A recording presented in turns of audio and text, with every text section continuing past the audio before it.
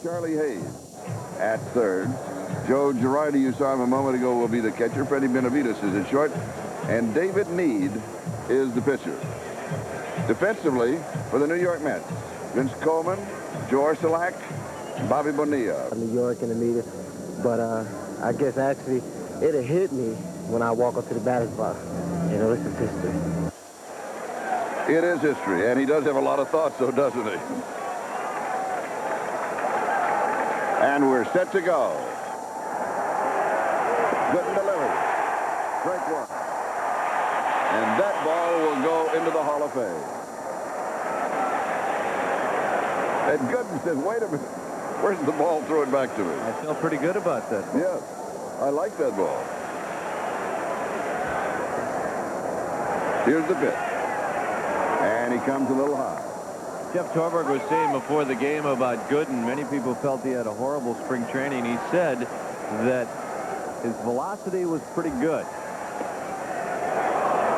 And that a couple of his games, they played in games where the wind was blowing out.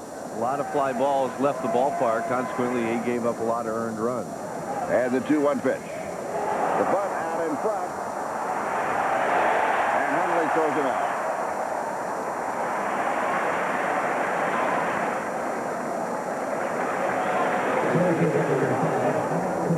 And you are seeing an example of Baylor ball.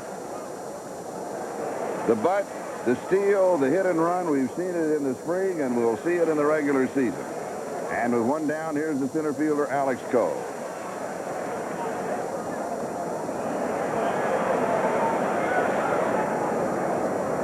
Cole hit .303 in the spring. And Gooden gets ahead of him on the count, just as he did Eric Yard. And here's the pitch, and it's inside.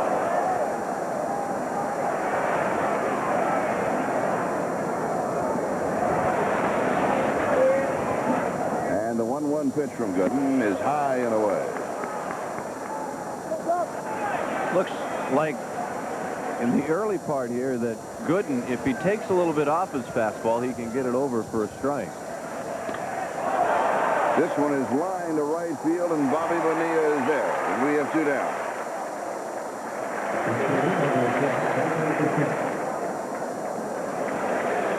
And with two away, here's the right fielder for the Colorado Rockies, Dante Bichette.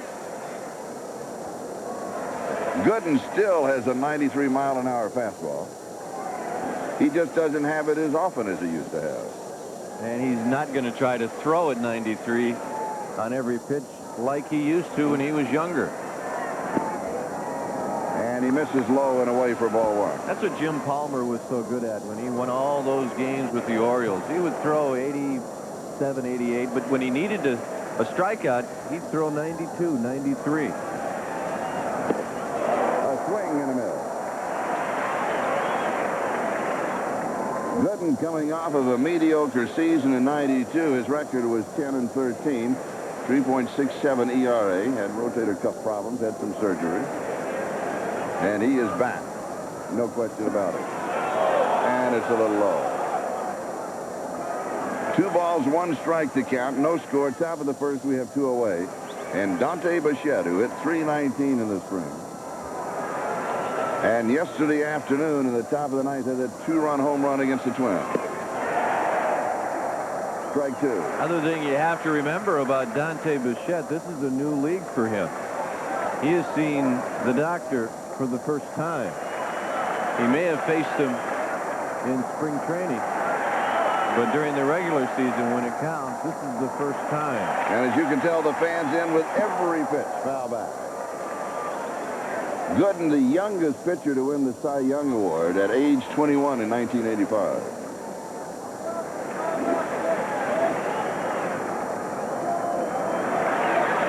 Two balls, 2 strikes to count to Bichette.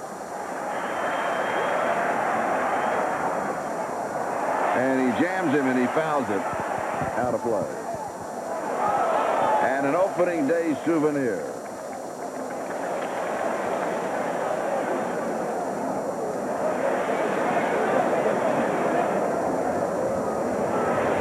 Now Now, this is the type of day, if you're a fan, not only do you want to wear your gloves to keep your hands warm, but it might be a good idea if you're thinking about catching any pop-ups for souvenirs. You may need the cushion. It's a little brisk out there. And the 2-2 pitch. This one is line to right. Bonilla going back, turns, makes the play at the warning track. 3 up and 3 down. We're in the middle of the first inning, and we have no score. The Colorado Rockies and the New York Mets. And Dante Bichette in the outfield from left to right with Charlie Hayes and Freddie Benavides on the left side of the infield. Eric Young and Andres Galarraga on the right side, and Joe Girardi is the catcher. On the mound is David Need. Charlie, I talked with David Need yesterday at the Metrodome, and this is where we heard it. Here's Vince Coleman, the left fielder, to lead it off for the Mets. And Need misses for ball 1. Need will throw a fastball, a slider, and a changeup. And the Bear, Larry Bernarth, was telling us that his best pitch this spring has been his slider.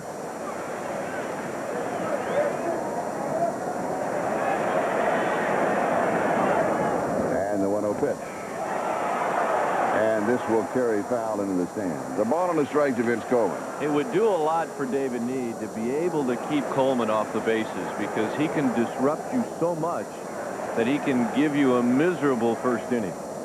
In the last 2 years, Coleman has been plagued by injuries. He's played in only 143 games over the last 2 years. He has had what some have said is an attitude problem. He's had some confrontations with his manager. In the offseason, he took a martial arts lesson. That kind of panicked everybody. He said this was the nicest spring that he has had. Notice how I just kept sliding right through that. Yeah.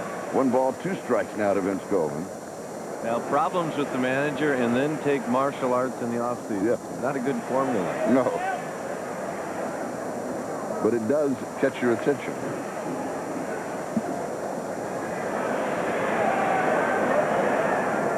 One ball, 2 strikes to count to Vince Coleman. We're in the bottom of the first inning. He leads it off for New York. It was interesting what Coleman just did. He started the at-bat wearing gloves. He has since taken them off. It's warming up. I've never seen that before. And the 1-2 pitch from Need. And he strikes him out. So David Need opens the ball game with a strikeout. Now, Coleman had a little better success with the gloves on. At least he fouled them off. Here's that hard slider we were talking about. Larry Bernard said it was his best pitch. Well, in this at-bat, it was his best pitch to Vince Coleman. And that'll bring up Tony Fernandez, the shortstop, an all-star shortstop. There's the Bear. 4 Golden Gloves. Goes with the bunt. Takes his stand for ball 1. I think of all the quality things that the Mets did to improve themselves, this is the best one. This guy is going to help them tremendously. And he fouls this one back. A ball and a strike to Tony Fernandez. He came to the Mets from the Padres as part of a fire sale. They had to get rid of him because they were running out of time, and they didn't really get that much for him. Wally Whitehurst, DJ Dozier, and a minor leaguer. A ball and a strike. 1 away, no score, bottom of the first inning. Hey! And it's low, 2-1.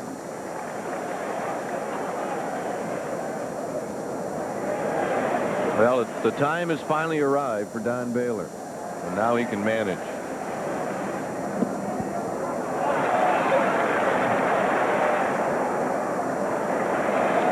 Three and 1 to Fernandez.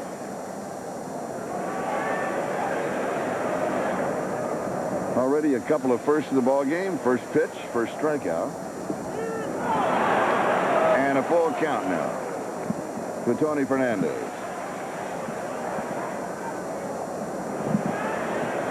Here you see Eddie Murray in the on-deck circle.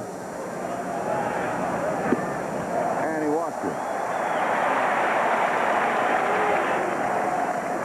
And that is the first walk of the ball game.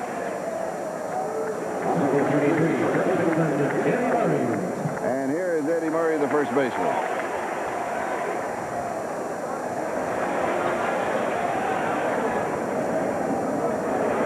Last year, the Mets' most productive hitter.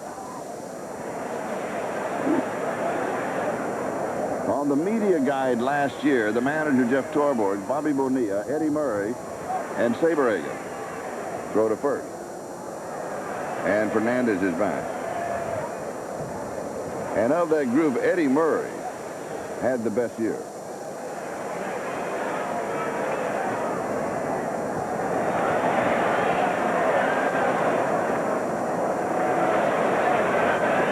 Murray steps out. And now we're set to go. And it's foul back. Talked about Tony Fernandez and what he can do to make a team so much better. Obviously, we know that he's a special player defensively, but offensively, he's got a little pop where he can hit the ball in the alleys. And if he gets on first base, he can also steal a base for you. He runs well. Base step into right field, and Fernandez heads for third. Here is the throw. And the Mets now with runners on the corner.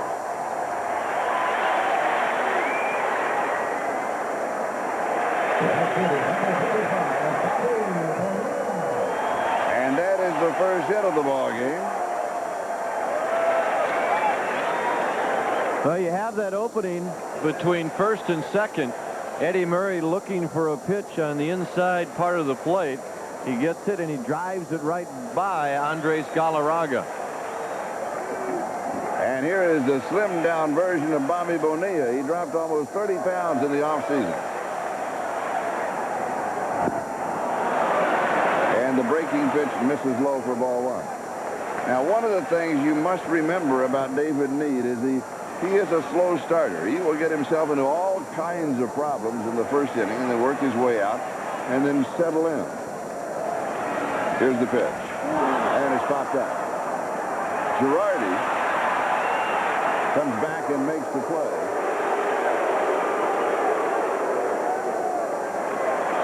And we have two down.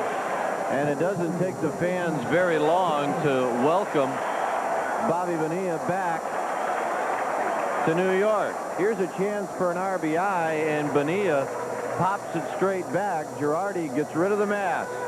And that's so he doesn't throw it in an area where he might step on it. He gets rid of it, and he makes the play. And the next hitter will be the third baseman, Howard Johnson. And he is happy to get out of the outfield and be back at third. Sometimes, Charlie, a player that will move defensively back to a comfortable position will really help him offensively. And Need is low, and inside is Fernandez comes faking down the base paths from third. Tony Fernandez, the runner at third, and Eddie Murray is aboard at first. And the count, 1 ball, no strikes with 2 away to Howard Johnson. No score. We're in the bottom of the first inning. Ball 2.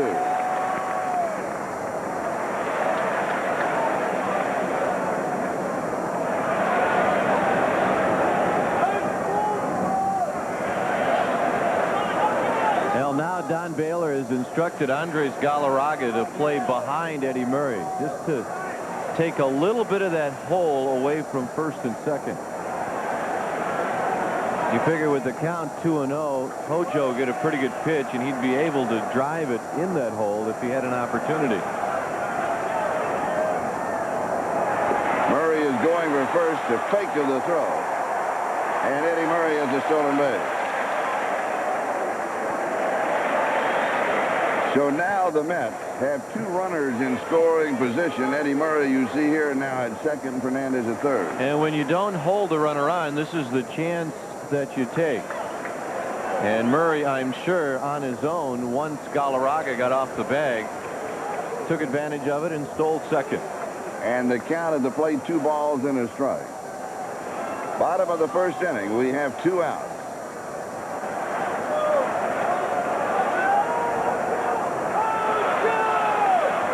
Need delivers, and he's outside 3-1. It was interesting. After Need delivered that pitch, and it was high and outside, he took a look to see who was in the on-deck circle. In other words, thinking that if it's somebody I wouldn't mind pitching to, I don't have to lay one in here to Howard Johnson. And it's Joe Orsulak. And this is fouled off. Orsulak in the on-deck circle is the starting center fielder for Ryan Thompson. They wanted Thompson to start, but over the weekend he came up with a pulled hamstring.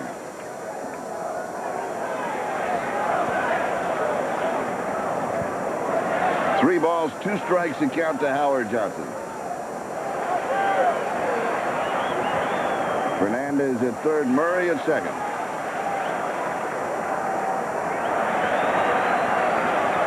And here's the pitch. And he strikes him out for his second strikeout in the ballgame. Need works his way out of trouble after one. Wasn't a baby pitching to Howard Johnson. And this is the pitch to end the inning and get Need out of a jam. And boy, did we get him out in a hurry. Zap, zap. You didn't realize. Get that on the radar. Whoa, the smoke that he has. Now let's try it at real speed. No, that's low heat. That was in slow motion. Andres Galarraga to lead off the top of the second inning. Did you have the jug gun on that first replay? 322 miles an hour. Boy, this is sneaky fast.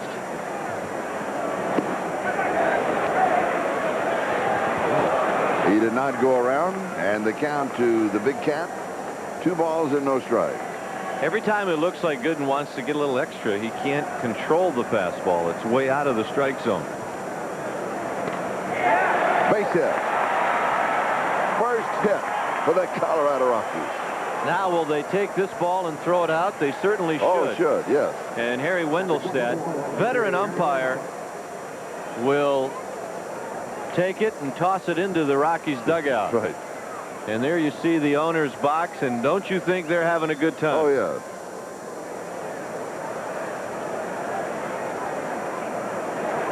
Take a look at this historic base hit.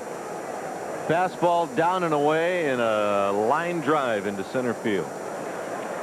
And so Andres Galarraga is aboard at first with a base hit. And Gerald Clark is the batter. Ooh, and Gooden comes high and tired. The point really, Charlie, I'm trying to make with Gooden's fastball, when he throws it for a strike, it's very hittable because the velocity isn't there. When he really humps up and tries to throw it hard, you can't hit it because it's out of the strike zone.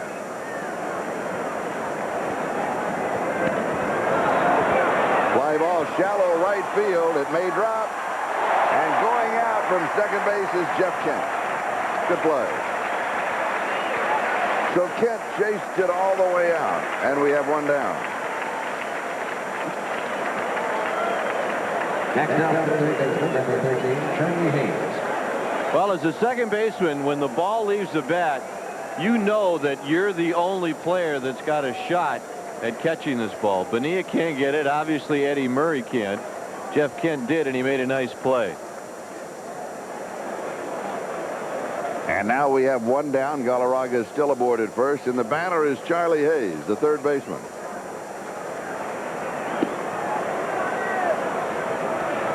And Gooden misses with the breaking ball. And that's the first breaking ball that we have seen. And again, you have to keep in mind, if he can throw it over for a strike, usually that's when he can be very difficult. Here's the pitch. And it's fouled out of play. Rocky fans, now is a good time for you to break open an ice-cold Budweiser and enjoy the fresh, pure, natural taste. Nothing beats a Bud. When we talked to Charlie on the plane last night coming in from Minnesota, he said he was interested in the reception that he might get today, because when he was with the Phillies playing here in Shea, he was in the middle of a major Donnybrook with the New York Mets. But he had a pretty good reception. Galarraga back at first. And the count at the plate, a ball and a strike. Well, he had such a good year for the Yankees that the fans did not forget that. The big cat is going, the hit and run. Throw to to first. Galarraga goes to third. He's safe. And that is Baylor ball. As Hayes is thrown out at first, Galarraga, who was off on the hit and run, never broke stride. And our first beef between manager and umpire. Fernandez with a little flip, and then Eddie Murray's got to go across the diamond. And from up here, it looked like he was safe. Of course, if this were the best view for umpires, this is where they would put them. Of course. And Hojo got kicked. He may have gotten spiked on the slide by Galarraga. But you're right, a good example here in the second inning on what Don Baylor wants, and that's his players to be aggressive. Eddie Murray with the long throw. And the swipe tag by Hojo. And Galarraga saying, I'm safe. And Angel Hernandez, the third base umpire, agrees with him. 2 away, Galarraga is at third. And Joe Girardi, the catcher, is the next batter.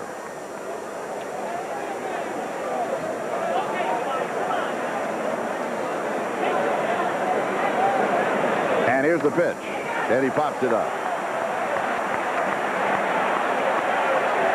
Murray comes in and makes the play. No runs on a hit and a man left. We're in the middle of the second. We have no score. The Rockies in the miss. Orsulak squares as if he wanted to bunt. Charlie Hayes in on the grass at third. And Galarraga coming down from first. Orsulak hitting .328 in the spring. And it's fouled away. 0-2 the count at the plate. Orsulak with the Orioles last year. He led Baltimore in hitting .289 last year with 4 home runs and 39 RBIs. And the 0-2 pitch is high.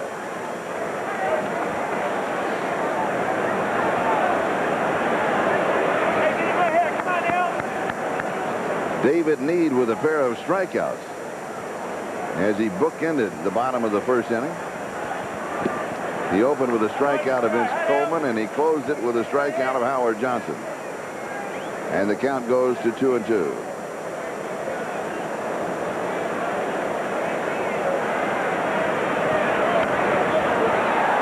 And it's fouled away. You have a theory that we see more foul balls off of left-handed hitters.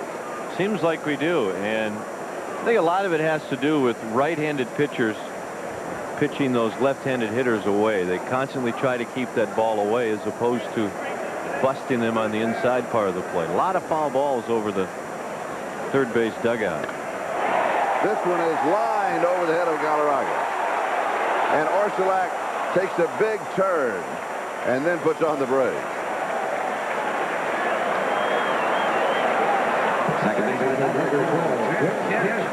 So Orsulak opens the bottom of the second with a hit. Now the reputation of Dante Bichette and the strength of his arm has obviously reached the National League. Yes. It is hard to run on him. And that'll bring up the second baseman Jeff Kent, who made that outstanding defensive play in the last half inning.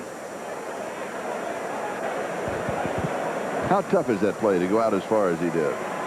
Well, what you do is it's a lot like what we talked about at the Metrodome. You really, the ball's not hit high enough where you can take your eye off of it to see where that left fielder is. So it's a tough play. Orsulak, the runner at first.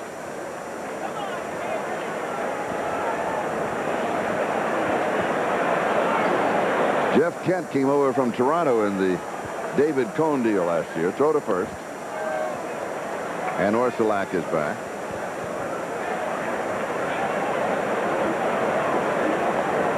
Kent is young, talented, good power. He's 25. He has good speed, but he does strike out a lot.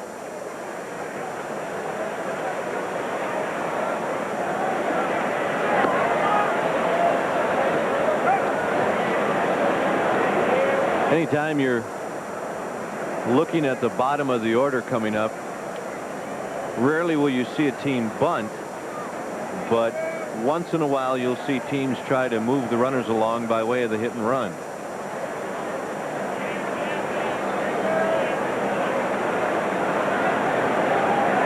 Here's the pitch. Call strike. And the reason for that is you're not going to advance the runners into scoring position. You're not going to give up an out when you're that low to the bottom of the order, because obviously your 8th and 9th place hitters aren't that good of hitters, and especially the 9th place hitter, which is the pitcher. So you want to let those guys swing the bat. Pitch out. And Orsulak was not going. A ball and a strike to Jeff Kent.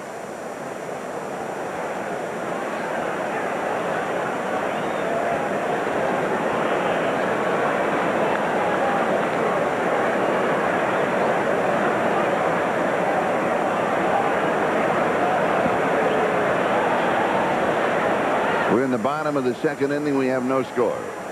Here's the pitch.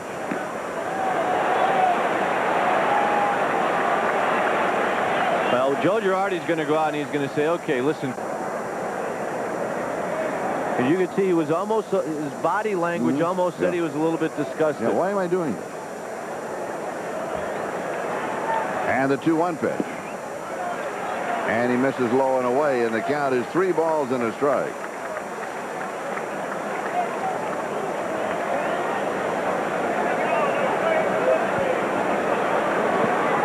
On deck is the catcher, Todd Hundley.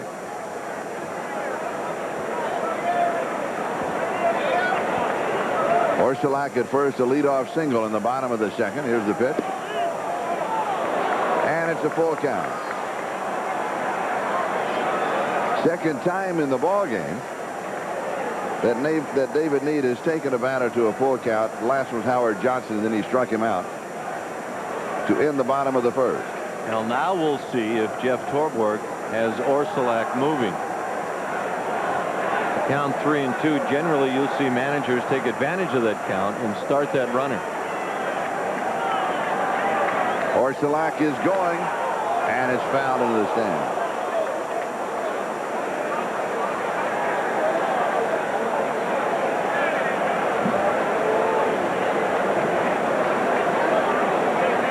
Come visit your local Chrysler Plymouth dealer, where you'll find great deals on the hottest lineup for '93 during the biggest little car blowout.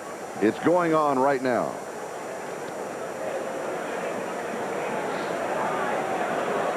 And with the leadoff single to Orsulak and the full count to Kent, the pace of the game has certainly slowed down.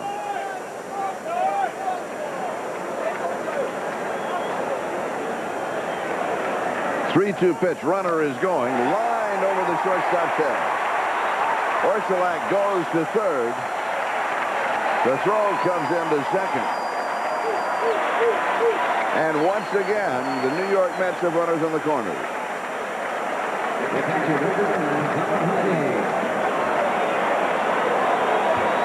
Well, this wasn't all David Need's fault. He had to come in with the count 3-2.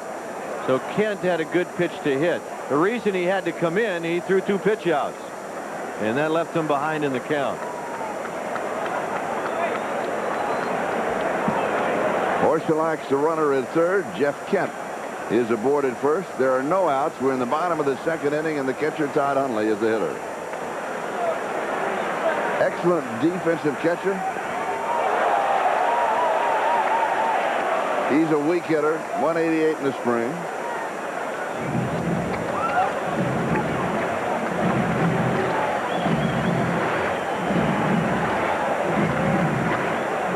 This is a good spot, though, Charlie. If you're David Need, you got the bottom of the order.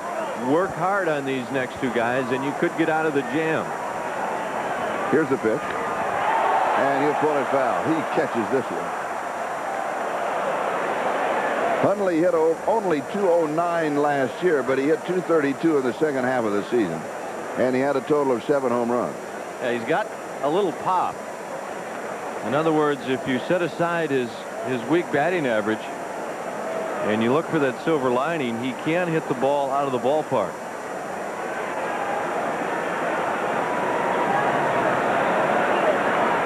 Here's the pitch. High fly ball. Bichette comes in. here's the throw. They'll cut it off. Again, the respect for the arm of Dante Bichette. And with one away, here is the pitcher, Doc Gooden. Now Dante gets himself in position, one-hands it, and if there had been one out instead of no outs, you may have seen Mike Cubbage, the third base coach, send the third base runner, Joe Orsulak. And Gooden is an excellent hitter. Well, you see the graphic. 264 led all National League pitchers last year. In fact, one of the few National League pitchers to be used as a pinch hitter.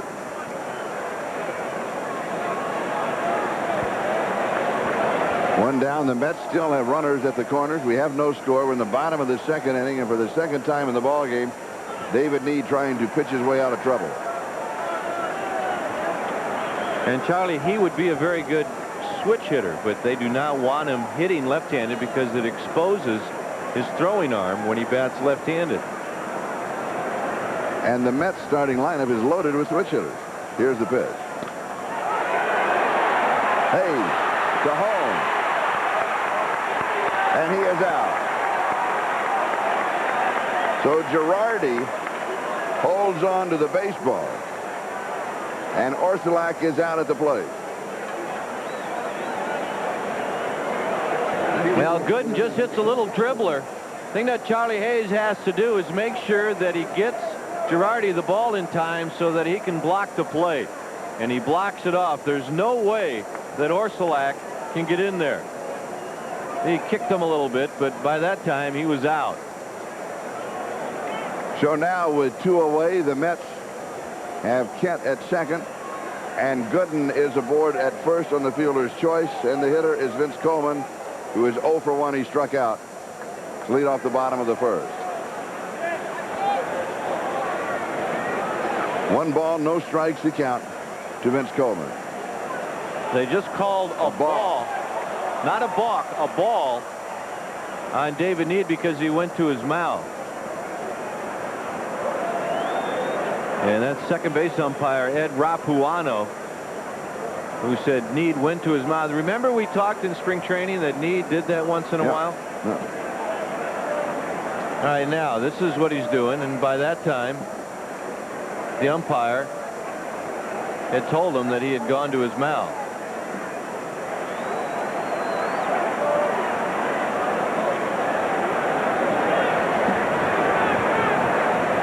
Here's the pitch, and it's low. Gooden, the base runner at first, thought that he had called a balk, and he started to go to second. So the count at the plate is now 3 balls and no strikes to Vince Coleman.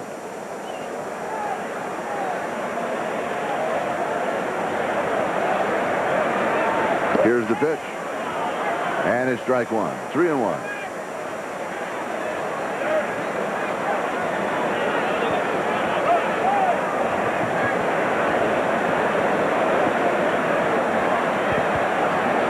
Kent at second. Gooden at first. Here's the pitch. Strike 2. The thing that always bothered me about the fact that if you go to your mouth, they call a ball. Now, you can put Vaseline in your glove, razor blades, everything else. That's fine. That's fine. But yeah. if you go to your mouth, It's a gotcha.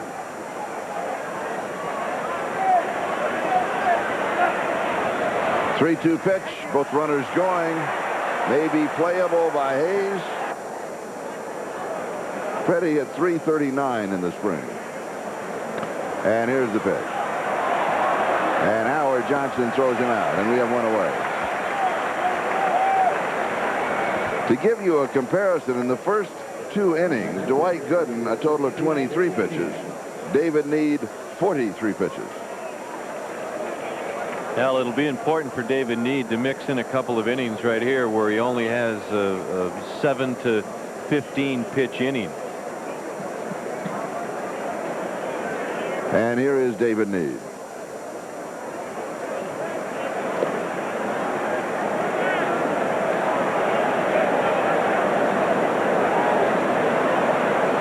One ball, no strikes to count, 1 away. We have no score. And he fouls it off.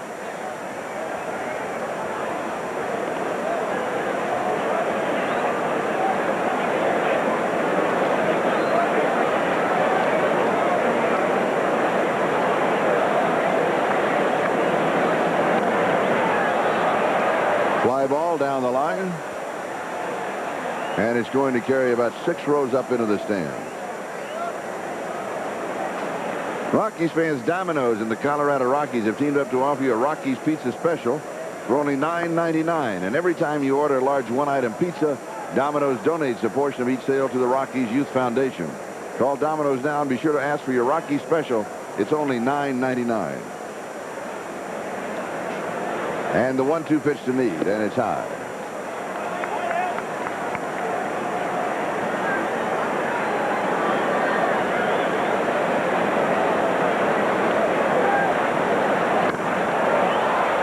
Offer to the second baseman, Jeff Kent. He goes to Eddie Murray, and we have 2 away. So Gooden working very efficiently, and he will now face Eric Young. He was thrown out by the catcher on the bunt attempt. And that was in the top of the first inning on a 2-1 pitch.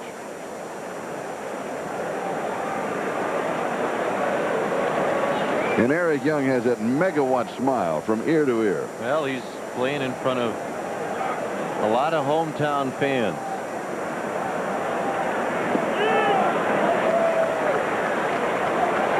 And Eric Young trying to figure out how the smallest guy on the team can have the best breaking ball thrown to him by Dwight Gooden. Right. A ball and a strike now to Eric Young.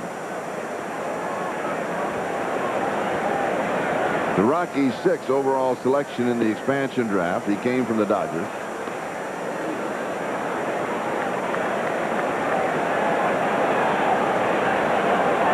Last year started the year at Albuquerque AAA. He hit .337.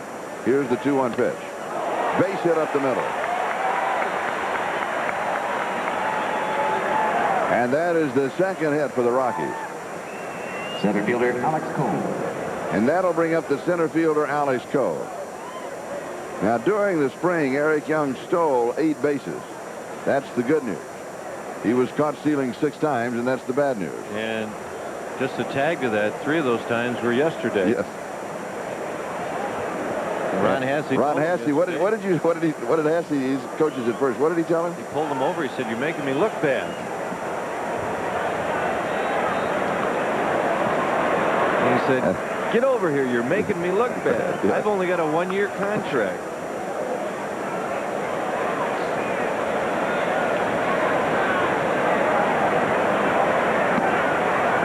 But if we're talking about the Rockies and the way they like to run, 2 outs. Here's Dwight Gooden, who has a high leg kick. This is a good opportunity for Eric Young.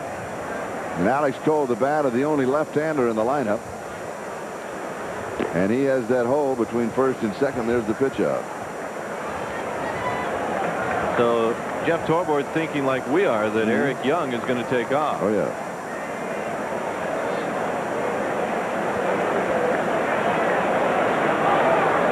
And he does take off. Here's the throw to second. And Eric Young has the stolen bases. Hundley was way off the mark. Hundley actually had a pretty good pitch to throw, and there's Eric Young.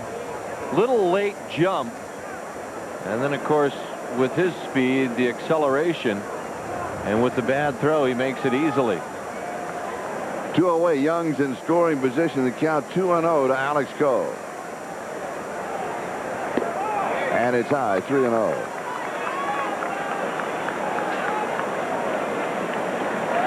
You may wonder where Dwight Gooden gets the nickname Doc, the Doctor of K's of strikeout. Here's the 3-0 pitch. And it's low, and he walks him on 4 straight pitches. And that is the first walk that Dwight Gooden has given up in the ballgame. And that will bring up Dante Bichette. And Alex Cole really does his job there. His responsibility is, yeah, I want to get a base hit to drive in the lead run. But at this point also, I'd like to see Dante Bichette get up to the plate because he's more of an RBI guy than I am. In fact, Bichette had 14 RBIs in the spring. Second high to Benavides, who had 16. So Young is at second, Cole is at first. And he fouls this one away. And you might even see a double steal in order.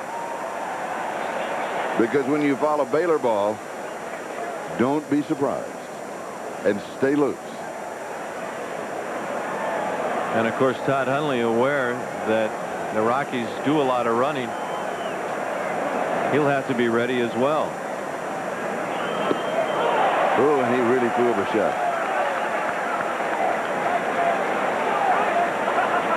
What does it feel like? Well, you start thinking that I've seen his fastball. Now I've seen that good curveball. And the 0-2 pitch can be the most difficult pitch to try to hit because you don't know what to expect. Now, Dante yesterday spread out a little bit and just tried to make contact with 2 strikes. No play at second. No balls, 2 strikes that count to Bichette. 2 away. And he did it so well, he hit it about 375 to win the game. Yes.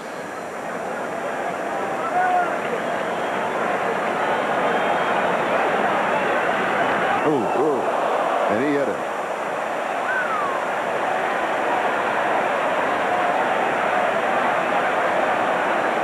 And the Rockies will now have the bases loaded.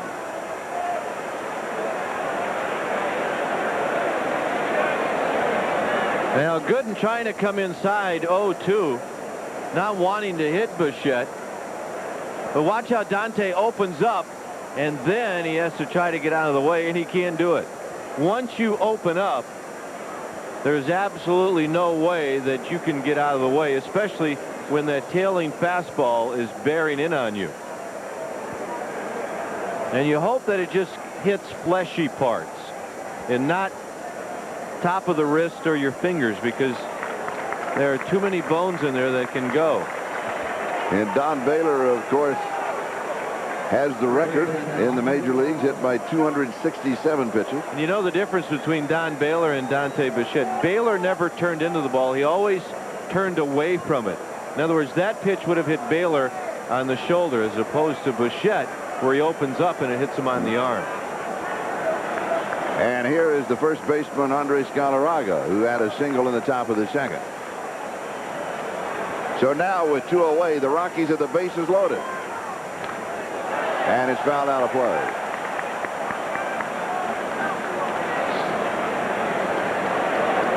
Eric Young is the runner at third, Alex Cole at second, and Dante Bichette, hit by the pitch, is aboard at first.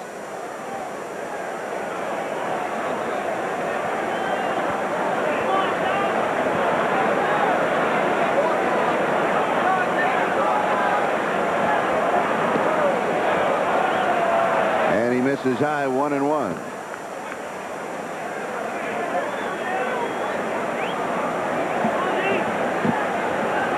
Galarraga last year at St. Louis hit 296 after the All-Star break. And he was hot in the spring. He hit 357 this year. Here's the offering. And it's inside. Eric Young, the runner at third. Alex Cole is aboard at second, and Dante Bichette is at first.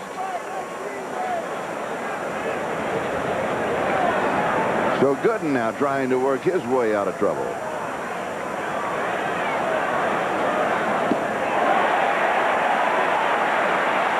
Strike 2. That's a good challenge right there from Dwight Gooden. In other words, I'm behind in the count. Here's my fastball. Let's see if you can hit it. And Galarraga knew that a fastball was coming, and he was a little tardy. 2 away, bases loaded, and a 2-2 count to Galarraga. Full count.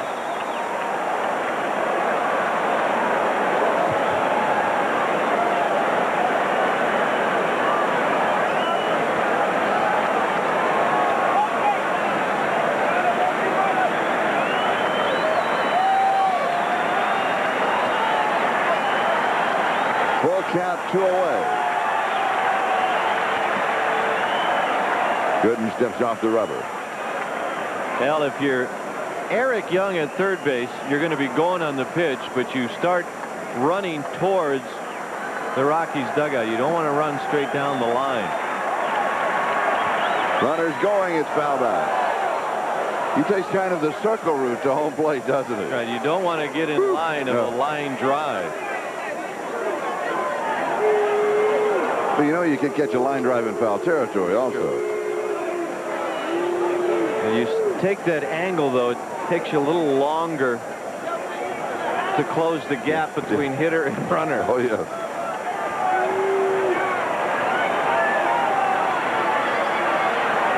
Runner's going, and he strikes him out.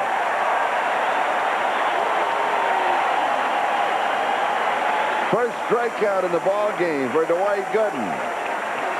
In the top of the third, the Rockies lead 3 aboard. We're in the middle of the third. And for the Dodgers, it's Oral Hershiser against Charlie Huff for the Marlins. Bottom of the third inning, and Tony Fernandez, the shortstop, to lead it off for the New York Mets. In the bottom of the first, after a full count, Fernandez was on a walk. Ended up at third. He was left stranded. The Rockies and the Mets have both had their chances, but they are yet to score.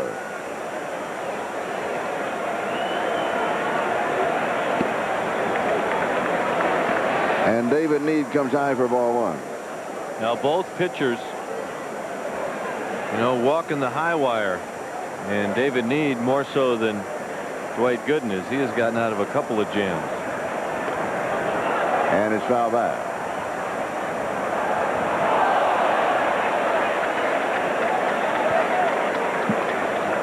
Fernandez has appeared in 4 All-Star games, 3 in the American League and 1 in the National League. As a kid in the Dominican Republic, he was so poor that his brother made him a cardboard glove that he played with. And the pitch is high. And Tony says this is one of the reasons they have such soft hands. It's amazing how those players play in poverty, and in the long run it probably helps their ability. This one is foul back, should carry out of play. One of the reasons you see a lot of Latin ball players at the shortstop position field balls one-handed, you see them charging the ball, is because the playing conditions where they come from are so poor that in order to get a good hop, that's the way that they have to play. They have to be one-handed infielders. And he's a good one. He may be the best one-handed infielder that I've ever seen. And if you're from the Dominican Republic, it seems as if you're a shortstop. That's right. Here's the 2-2 pitch. And it's foul back.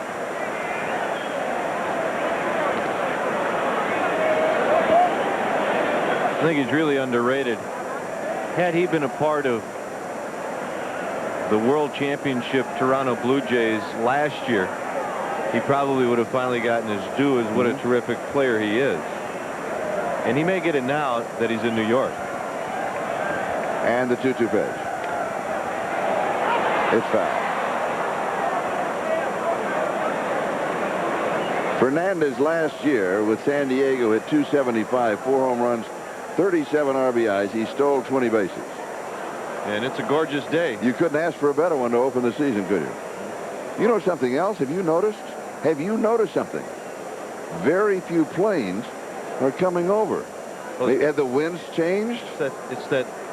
Or is this the lull at 3:17 in the afternoon, and then the planes start coming in at 5? But it's all part of the Rockies script, Charlie. Is that what it is? Yes.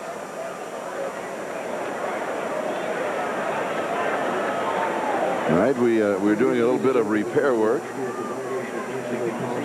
And part of Shea Stadium fell apart. Yes, that's right.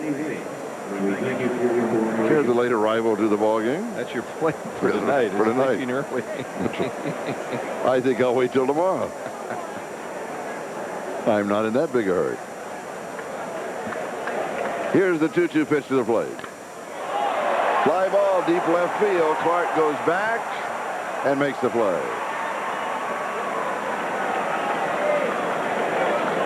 And we have one away, and that'll bring up Eddie Murray.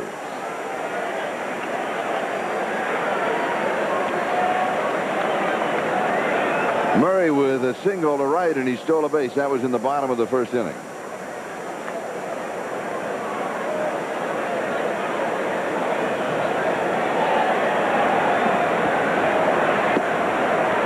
Murray, like so many of the Mets, is a switch hitter. Bonilla is a switch hitter. Coleman's a switch hitter. Fernandez is a switch hitter. The catcher Hundley is a switch hitter. Hojo Howard Johnson is a switch hitter. Eddie Murray is a switch hitter. He did not go around. 2-0 the count to Murray.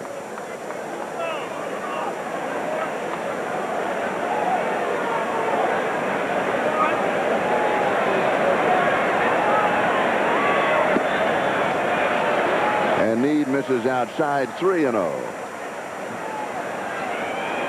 Yeah, you have to be careful if you're David Need and you're 3-0 to Eddie Murray. He loves to swing 3-0. The second walk that David Need has given up in the ballgame. Need now has walked 2, and he has struck out 2. And he has given up 3 hits. And that'll bring up the right fielder, Bobby Bonilla.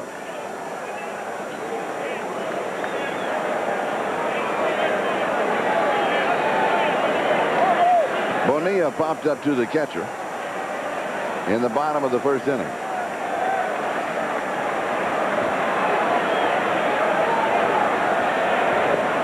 And he takes the cut and misses. Continental Airlines, official airline of the Colorado Rockies, proving one airline can make a difference in Colorado. Do you have the feeling that Need is not working as quickly as he worked in the spring? Well, I think you have that feeling about the entire game. Yes, almost if everything has slowed down. Well, I think it's the seriousness. You know, all of a sudden. It counts. Yeah. It counts. It's a W or an L, a win or a loss. So you slow everything down to try to figure out exactly how you want to approach each situation.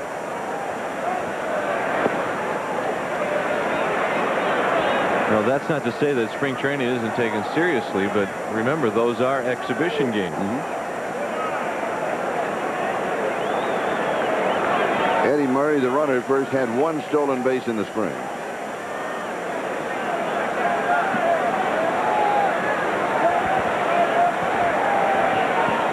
1-1 pitch. High fly ball center field. Alex Cole moves over and makes the play. So with 2 away, that'll bring up Howard Johnson, the third baseman, who struck out to end the bottom of the first inning. Hojo's home run output dropped drastically last year. He had 38 home runs in '91, had only 7 last year.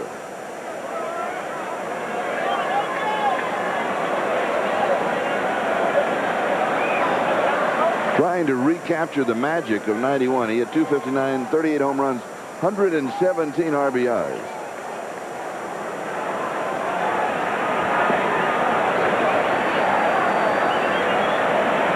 Ball 1.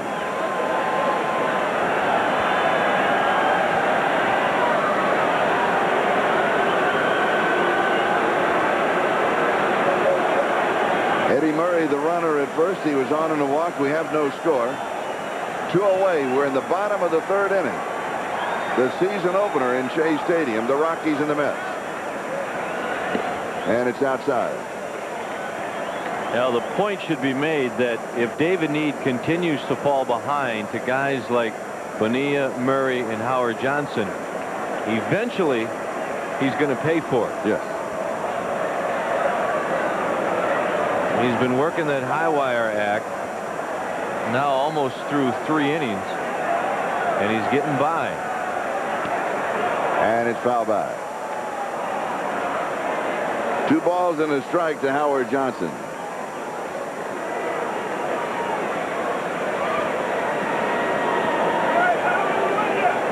Mojo last year with a hairline fracture of the right wrist, had surgery on the wrist, also surgery on his shoulder, and surgery on both knees. So he has been completely rebuilt for this season.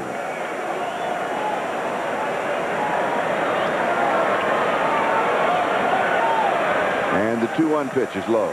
I think it's something we're going to see more players do. At the end of the season, go in, get rebuilt, take care of everything, sure, and maybe add a couple of years to your playing career.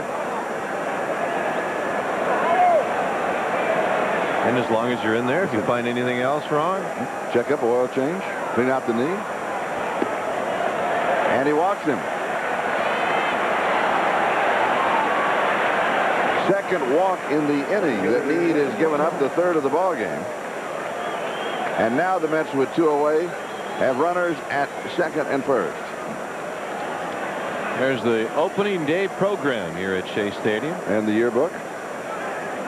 Valuable souvenirs today. I understand that an entrepreneur in Denver ordered 30,000 programs for today. Did he just kind of hold them and wait? See what happens. Oh, yes. Here's the center fielder, Joe Orsulak. Strike one. Orsulak had a single in the bottom of the second.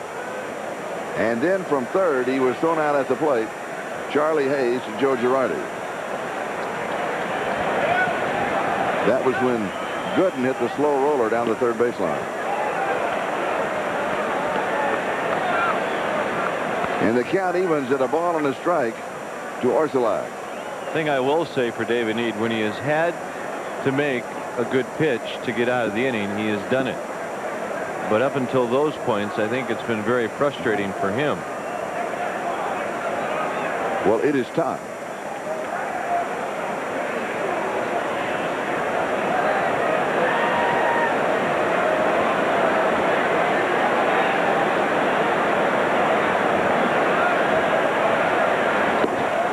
Breaking pitches inside. See, Need, when he releases the ball, he walks off the mound and then he blows in his hands. It's okay. You have the permission of the umpires to blow in those hands. You cannot go to the mouth with your fingers. Need already, now with 2 away, bottom of the third, has thrown 65 pitches.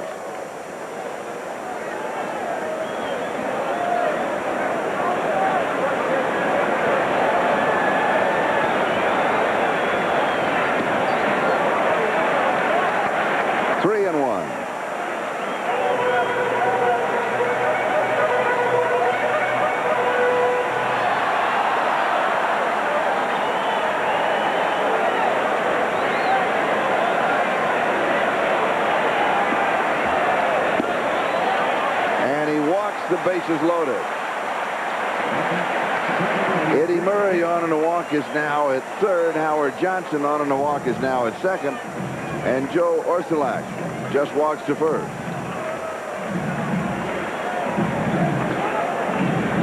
And a little pump me up speech coming from Don Baylor. He said, "Are you all right?" And David Need, if I can read lips as well as I think I can, he said, "I'm fine."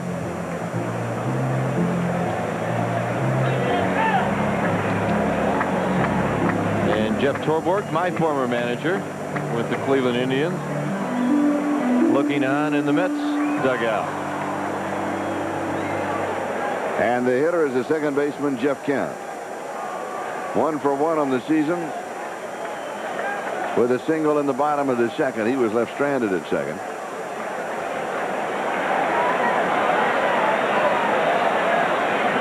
Two away, bases loaded.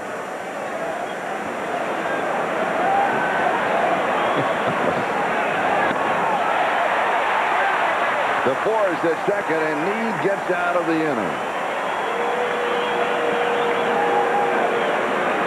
The Mets have left 7 aboard. We have no score. After the play-by-play, here's Dwayne Kuiper. Thanks, Charlie. A good look at David Need as he's still wandering around in the dugout, trying to gather himself.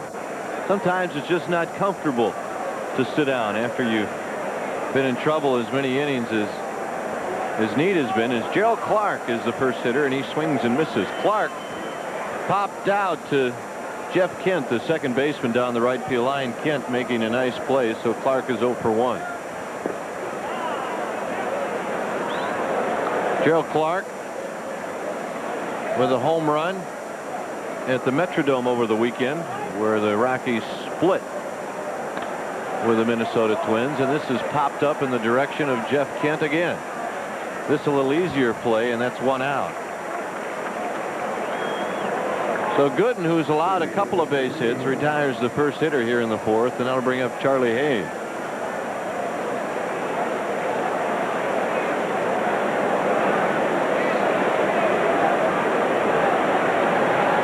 Charlie last year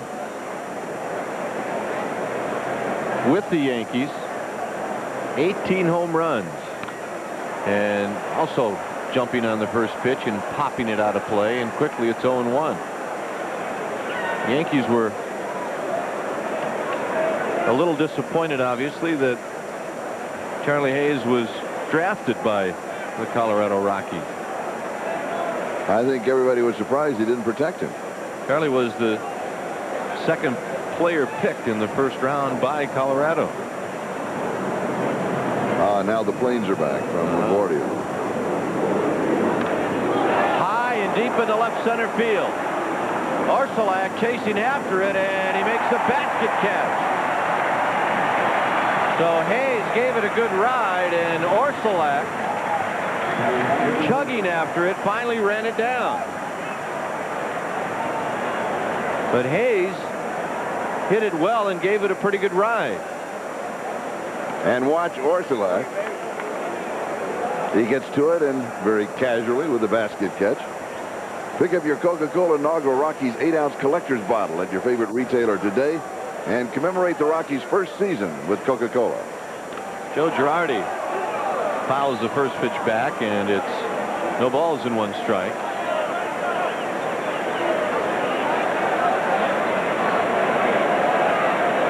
Charlie Hayes swinging at that high fastball and giving it a pretty good ride.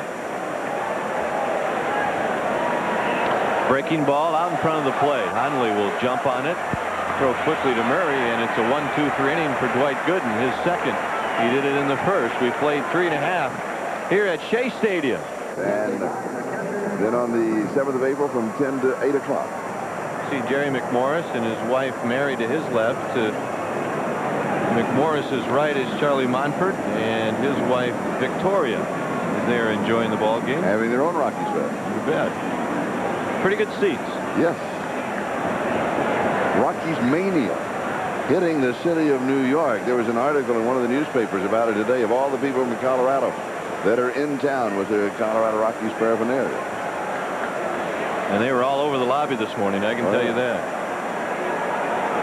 Todd Hundley will lead it off for the Mets. And the breaking ball is in there for a strike. So you know David Need likes that. He gets ahead of Hundley, and he does it with the curveball.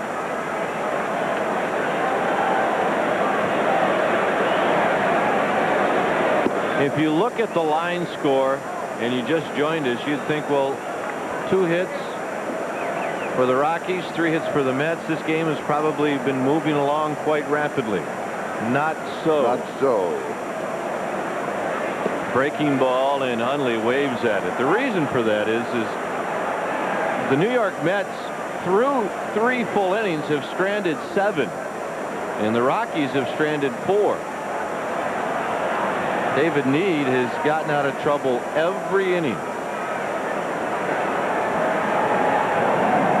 And Hundley stays alive by fouling it off of those seats that they have added for the dignitaries.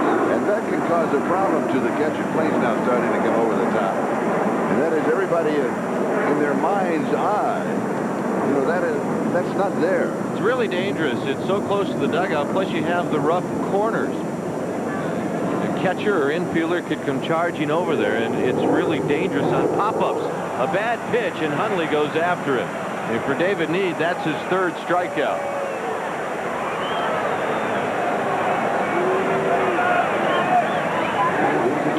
Here it is, and it is in the dirt.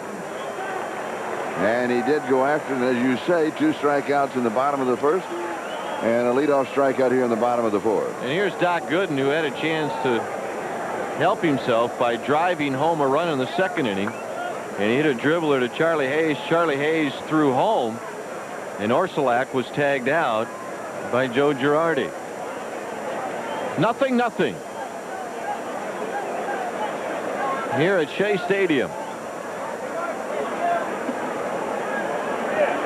And it's 2 balls and no strikes. So as good as Needon was getting in front of Todd Hundley, he's been as bad falling behind 2-0 to Dwight Gooden.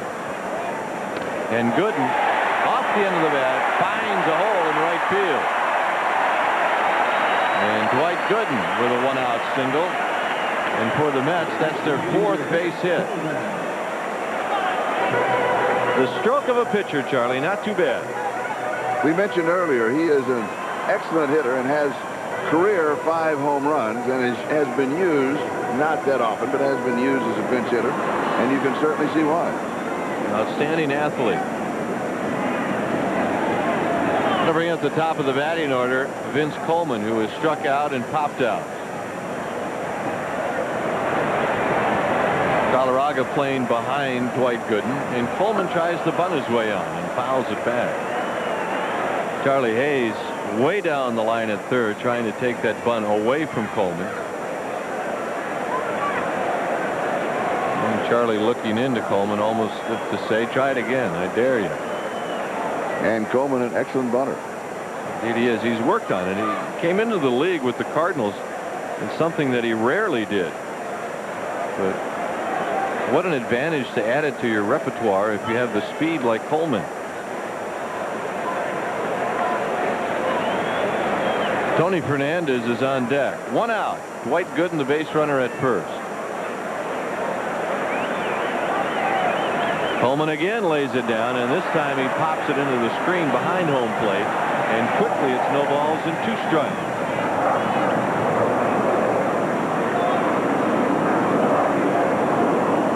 That's Mike Cubbage going through the signs to Vince Coleman, and when you see a hitter that has 0-2 on him, rarely do those signs mean much of anything.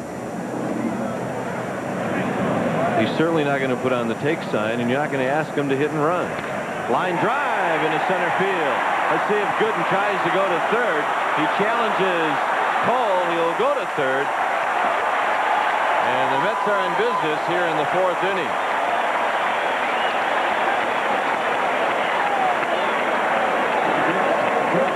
A solid single for Vince Coleman. And what's new? David Need is again struggling.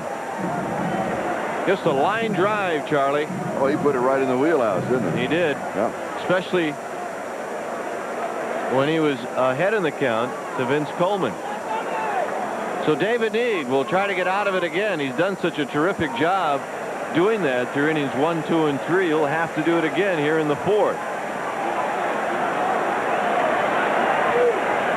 Fernandez has walked and flied out. And this is popped out of play as Coleman bluffed running at first base.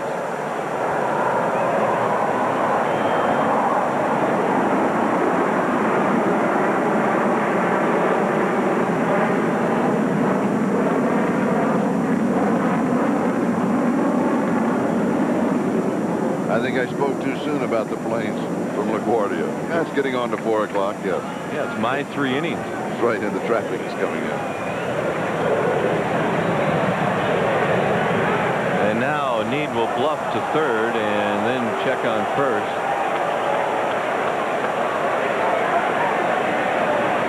No balls and a strike to Tony Fernandez. Last year with the Padres, Fernandez with 37 RBIs, a .275 batting average. Need needs a ground ball right here to either Benavides or Young. And that misses, and it's 1 ball and 1 strike.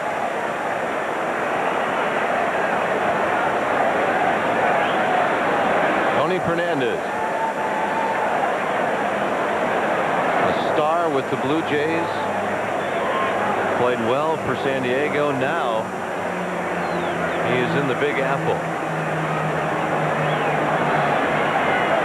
Need looking into Girardi, and he's got the sign.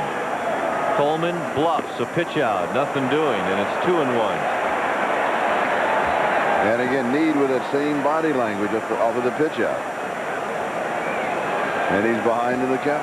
And the body language may be that he's disappointed that Coleman didn't go, but it could also mean that once again he's behind.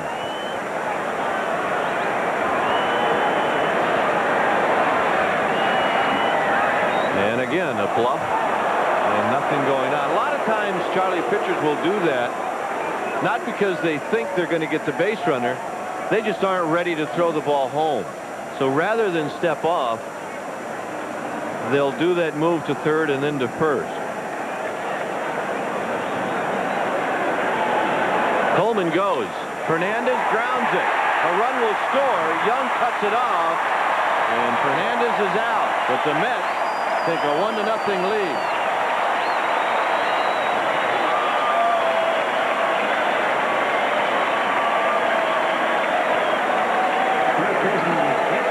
And on the play, Coleman goes into second.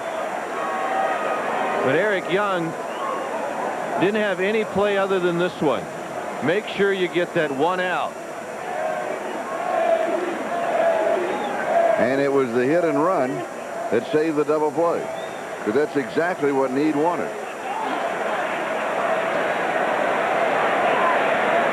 Eddie Murray hits it well. Bichette got room, and he puts it away. So Need allows a run here in the 4th inning on a couple of base hits. We have played 4 at Shea Stadium. It's the Mets 1, the Rockies 0. Ball a little towards the end of the bat. Had he got it on the sweet part, and it would be a 3-0 score. But Dante Bichette with the glasses there, and he puts it away.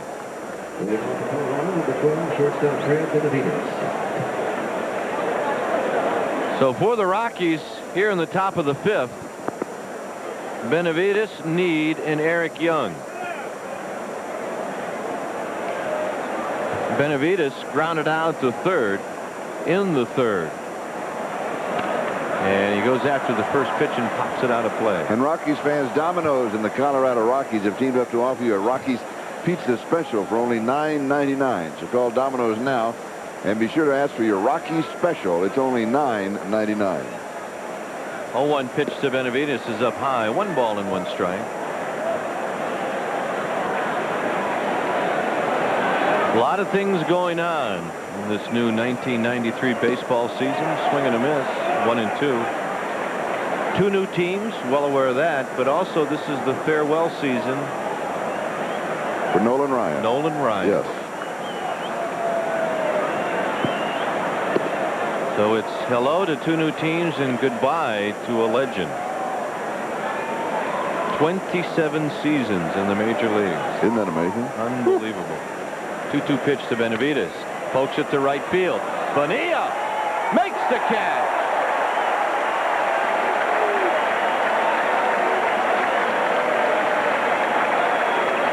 So Bobby Bonilla takes a double, maybe triple away from Freddie Benavides. And for a moment, it didn't look as if Bobby Bonilla was going to get there. And you almost wonder if the lost poundage, he took off some 30 pounds from last year, maybe he picked up the extra step. You're right. And then that long glove, and it finds the pocket. David Need takes the first pitch for a strike. Need grounded out to second in the 3rd inning. Bonilla looking slim and trim. He looks good. On the breaking ball, it's 0-2 to Need. It was well documented last year about Bonilla wearing earplugs that, what he said, drowned out the noise of what is overhead right now, the airplane. Many people felt he did it so he couldn't hear the booing. Breaking ball, and it's strike 3 call. Second strikeout for Gooden.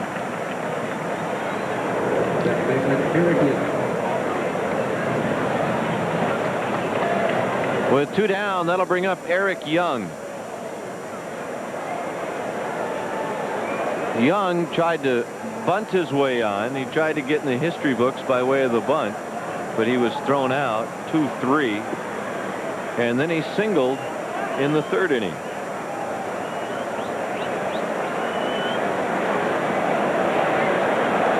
And the 1-0 pitch to the Rockies second baseman is in there for a strike. Don't miss the big Dodge Caravan sale event. See your Dodge dealer today.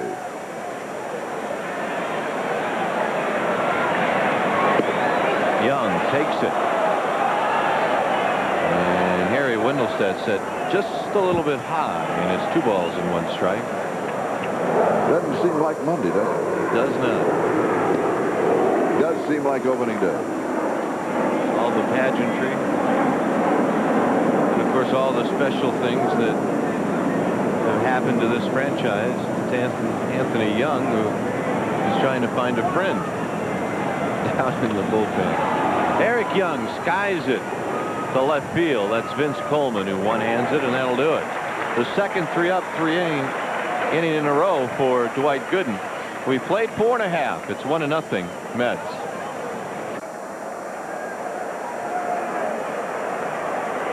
And Bonilla grounds this one into the dugout. May have bounced it off of his foot, and then of course he whacks himself on the helmet. Just these days, that's why ball players wear helmets. 0-1 pitch. A little in tight. 1 ball and 1 strike.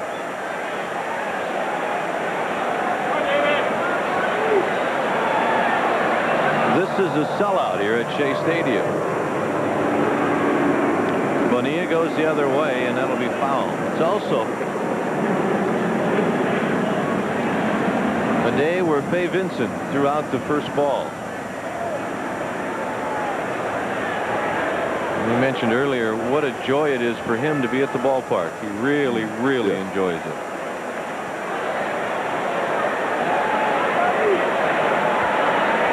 The 1-2 pitch, breaking ball, and Bonilla had a good cut, and he fouls it back. This is the 32nd opener for the New York Mets, 30 of them here at Shea Stadium, which means they opened a couple of times at home in another ballpark, and that was at the Polo Grounds while they were building Shea Stadium. Bonilla hits it well. Is it far enough? It is gone. A home run.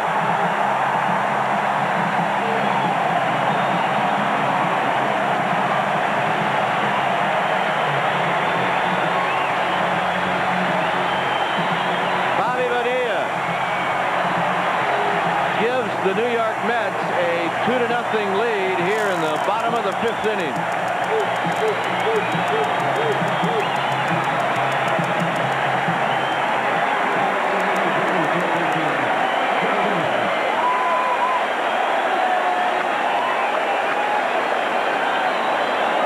And there is no question. That's a home run stroke every time. And he hit in the right spot where he could watch it. And the question was it going to stay fair? And it did. And here's Howard Johnson. Hojo is 0 for 1 with a walk. Here you see Bichette.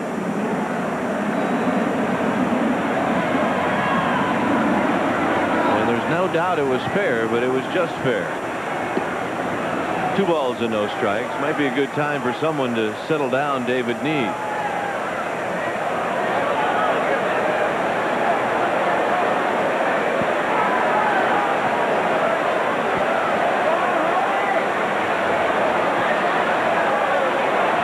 The 2-0 pitch to Hojo is down low. 3 balls and no strikes.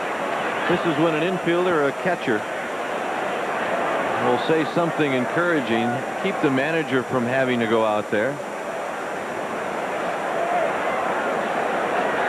And all you tell Need at this point is, hey, listen, it's only 2-0. We're still in this game, and that's a strike. There is Butch Henry in the bullpen.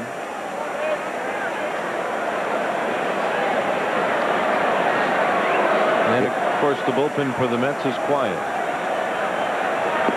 In the starting rotation for the Rockies, Butch Henry is scheduled to start in Mile High Stadium next Sunday.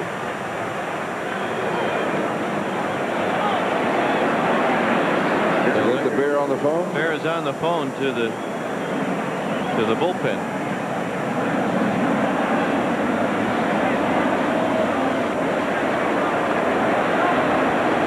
So with nobody out and a man aboard here in the 5th inning,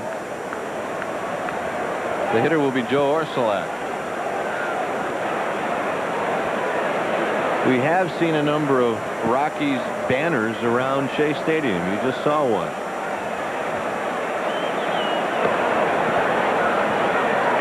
Orsulak singled in the 1st inning and then walked in the 3rd. Orsulak with a good spring. He hit a couple of home runs. Had 9 RBIs. Now Howard Johnson calls timeout.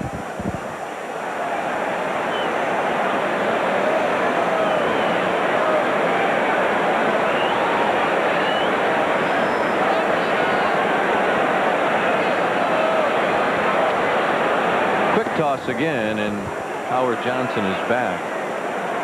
Orsulak, last year with the Orioles. Johnson does not go, and that pitch is outside, and it's a ball and no strike. Last year, 4 home runs, 39 RBIs for Orsulak.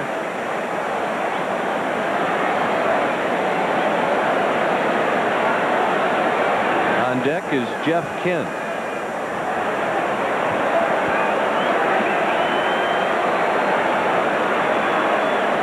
Marlins now lead the Dodgers 4-0.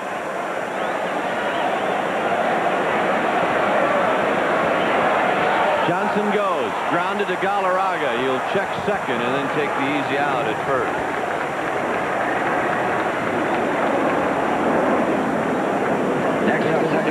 Bank One Colorado is proud to be the official bank of the Colorado Rockies. Bank One, whatever it takes, member FDIC. So here's Jeff Kent, who singled in the 2nd and grounded out in the 3rd.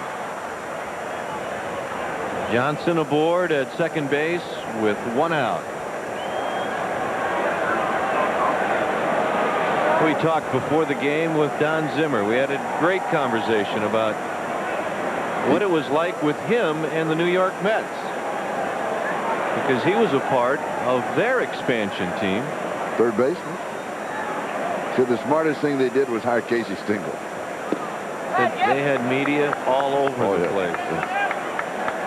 And somebody asked Jim how did he do it? He said, well, I went 1 for 4, 1 for 4, 1 for 4, 0 for 32, 1 for 4, 1 for 0 for 32, and I was traded to Cincinnati.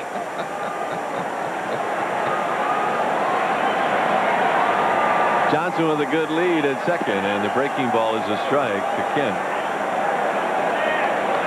It's amazing how ball players have those crystal clear memories. Yes. And Don Zimmer, you're right, said the best part of that experience was Casey. He said he had an entourage that followed him all over the ballpark. I remember opening day, Lindsey Nelson told me, a day much like today. Johnson goes and Kent fouls it. And Lindsey, like you and me this morning, didn't sleep a lot. He was up early. He got to the ballpark about 9:30 in the morning, and he looked around. And Casey wasn't there. Casey comes in about noon o'clock, about noon, and he looked over to Lindsey and said, Lindsey, son, don't ever get to the ballpark before the players.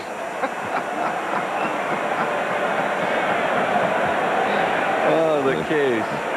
They have quotations from Casey that go on and on and on, and they are tremendous. Someday we'll rattle off some of those to you.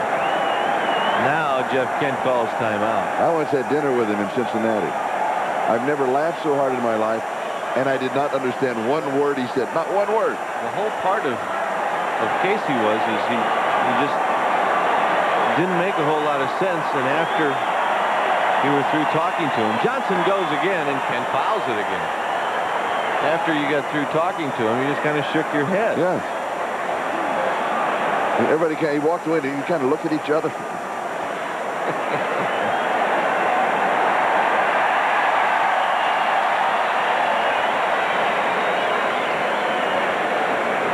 Part of that experience with Casey,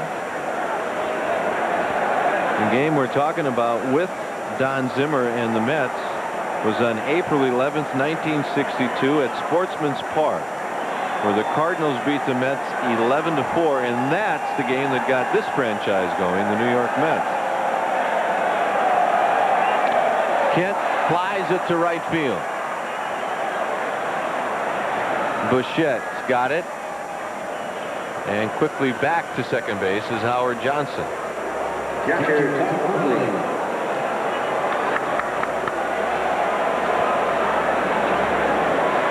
Casey is the one in the middle, number 37. On the left would be Gil Hodges. On the right would be Tom Seaver.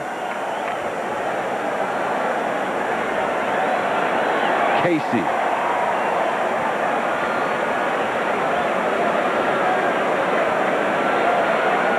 Todd Hundley is flied out and struck out. And they're going to walk Hundley intentionally to pitch to Dwight Gooden, which many people. I'm not sure I would agree with that. You've got a 200 hitter. Gooden with a single, 1 for 2 in the ball game, and he scored a run, and he's a better hitter than Hundley. But it does give you the force. So Dwight Gooden will have an opportunity to help himself again. Talking about that game, April 11th, 1962. The first base hit for the Mets in their franchise history came off the bat of Gus Bell. Gil Hodges hit the first home run. Roger Craig started for the Mets, and he took the loss. Richie Ashburn was the first hitter, and he flied out to Curt Flood. So many of the first that we are seeing for the Rockies. Of course, the same holds true for the Mets in 1962. Gooden grounds this one foul. Gooden reached on a fielder's choice in the second inning and singled and scored the Mets' first run in the fourth.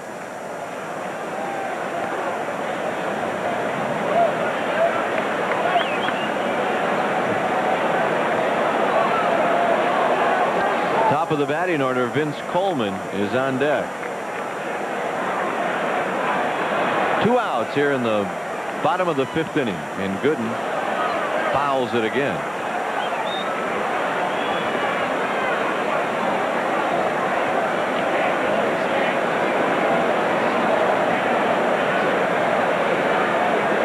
We saw in our experience in spring training a lot of quick games, a lot of 2-hour and 20-minute ball games, and this one is not like that at all. Gooden hits it well, but Benavidez stays down, stays with it, and flips it to Eric Young. But the New York Mets do come up with a run, a solo home run by Bobby Bonilla. They add to their lead. It's now 2-0. For the Indians, Charles Nagy. 7-1, Yankees are leading. Here at Shea Stadium, it's 2-0, Mets leading, and Alex Cole will be the first hitter, and he bunts this one back up against the screen. And it is no balls and 1 strike. Alex Cole lined out to right field and then walked in the 3rd inning. Rockies need some base runners. That pitch misses, and it's 1 ball and 1 strike. Haven't been able to mess with Gooden's rhythm at all. Not since the 3rd inning when they left the bases loaded. This is grounded. Fernandez one-hands it and flips it. How easy it looks. Hot dogs and cold beer are all part of the baseball experience. When beer is a part of your game day menu, Coors Brewing Company encourages you to enjoy our products responsibly, and please use a designated driver. Dante Bichette flied out deep to right field and was hit by a pitch in the 3rd inning. So he is 0 for 1. And Gooden has retired 8 in a row. He's in a groove. And Alex Cole is the type of guy that can mess with that groove, try to bunt, take a few pitches.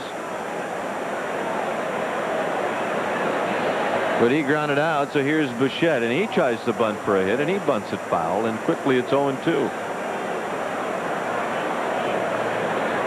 You take a look at Dwight Gooden and his record last year, where he was 3 games under 500, and then you take a look at his lifetime record. 142 and 66. Got him. Bichette knew it. 2 down, 3rd strikeout for the Doctor. And with the strikeout, Gooden now has retired 9 in a row. Right on the outside corner. And the big cat, Galarraga, who now owns the first base hit in Rockies history, will step up to the plate. And then if you want to carry it a little further, he also earns the first strikeout. That's right. And that curveball misses 1-0.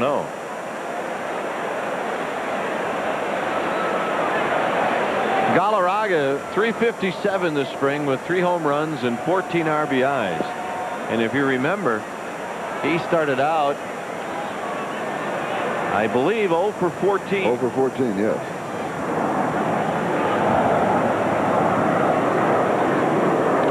And he pops it down the right field line. And that'll be out of play.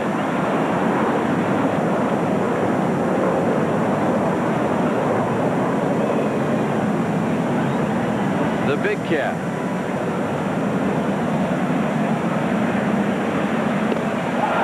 High fastball, 2-2 the count.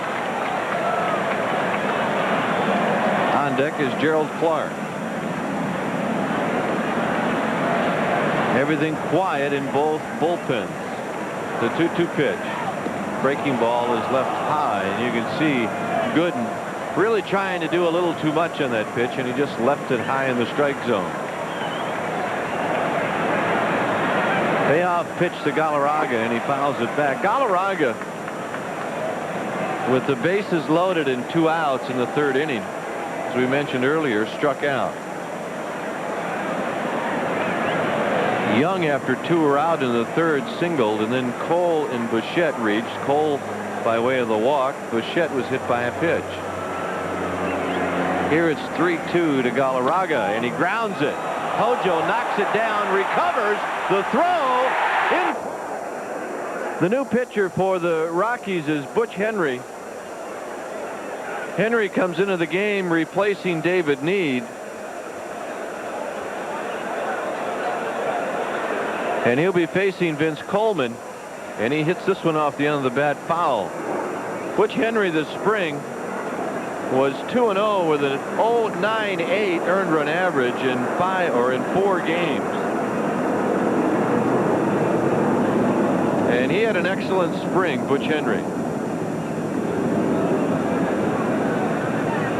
So all of the switch hitters in the Mets lineup now will turn around and bat right-handed, and there's a base hit for Vince Coleman, his 2nd of the game. He is now 2 for 4. So Coleman doesn't waste any time as he greets Henry with a base hit.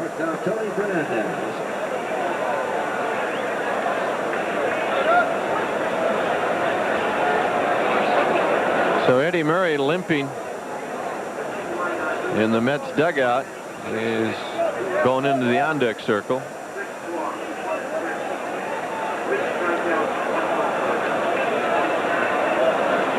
David Need goes 5 innings, 2 runs, 2 earned runs, 6 hits, 6 walks, 3 strikeouts. Henry goes to first to keep an eye on Coleman. We mentioned earlier how Vince Coleman can disrupt the team playing defense, and Butch Henry has to keep an eye on him. Again to first base.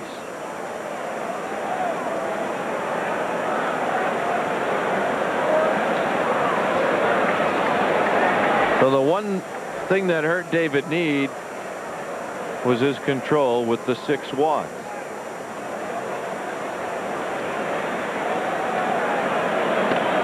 Check swing. Fernandez grounds it to Eric Young. His only play will be at first. 1 out on the play. Coleman goes down to second.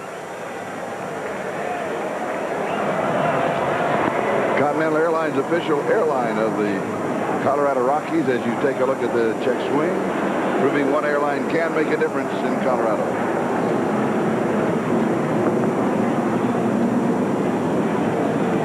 Eddie Murray will bat right-handed for the first time this year. He singled in the first inning, walked in the third, and flied out to right field in the fourth.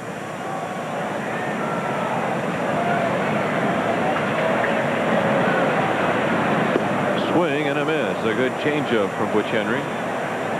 And as the shadows start to move across Shea Stadium, it's beginning to get a little cool. Yes, it is, and that's Willie Blair down in the Rockies bullpen, which is located over the left field fence. 0-1 the count to Eddie Murray. And that's outside. Eddie Murray. That's Mike Draper down in the bullpen. Eddie Murray, as a switch hitter, 4 times has hit 30 home runs and driven in 100 RBIs in the same season. Mickey Mantle only did it 3 times. Pickoff play, and Coleman is back.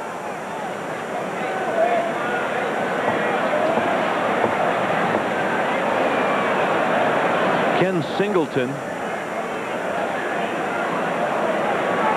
did it once, and so did Ruben Sierra. Pitch to the plate, and it's in the dirt. Howard Johnson has done it twice, and Bobby Bonilla has done it once. Eddie Murray 4 times.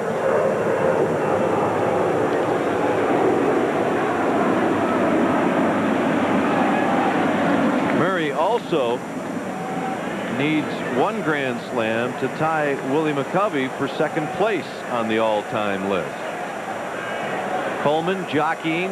He does not go. Murray hits it well to left. Is it enough? Clark back, and it's up against the wall. Coleman will score easily, and hustling it back into the infield is Gerald Clark, and he holds Murray to a single.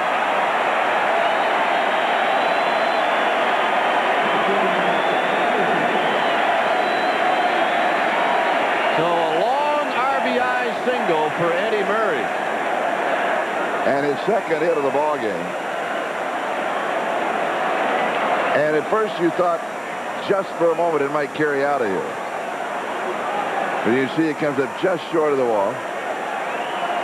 Gerald Clark with the carom, and immediately the throw into second told Eddie Murray to a single. And Bobby Bonilla with the swing and a foul tip. Don Baylor looking on as his club now trails 3-0. Single runs in the 4th, 5th, and 6th inning.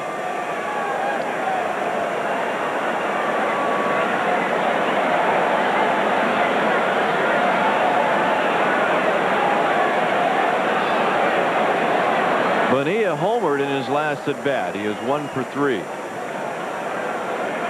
He is taking a lot of time now back into the batter's box, and Butch Henry says, all right, if you go back in, then I'll get on the mound.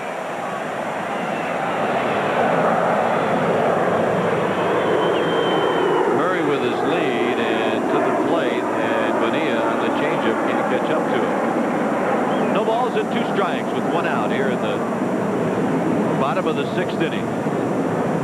Opening day 1993. And we're glad you're aboard to watch us. Inside to Bonilla. 1 ball and 2 strikes.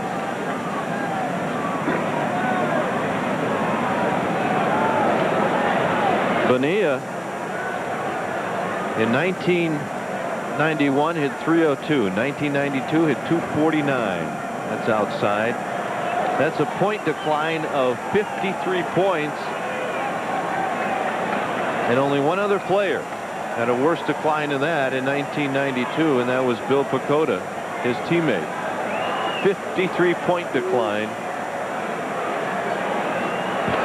from 91 to 92. And one of the reasons why he spent the offseason trying to get in better shape.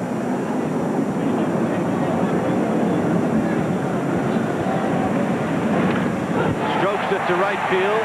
Bichette gets there. And Murray goes back to first. So Bonilla lines out to right field.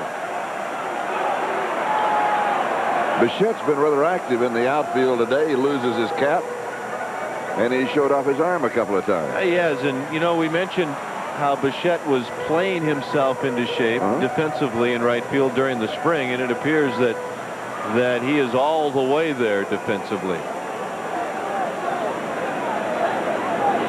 Howard Johnson, a strikeout and 2 walks.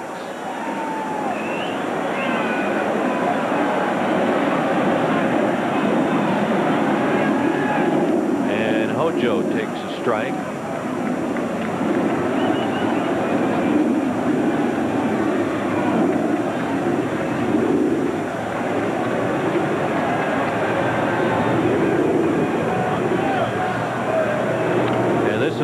To Benavides. He goes to his right, and then he throws to Eric Young, and that'll do it. However, the Mets do come up with a run on 2 hits. They strand 1. We've played 6 here in the opener. It's the Mets. Those hot dogs making their way around this ballpark. It is opening day, and it is a ball game. And what better way to do it than to listen to Charlie Jones as he closes out the 7th, 8th, and 9th. All right, we go to the top of the 7th inning, and Gerald Clark nails this one. Drifting back to the warning track is Joe Orsulak, and we have 1 away.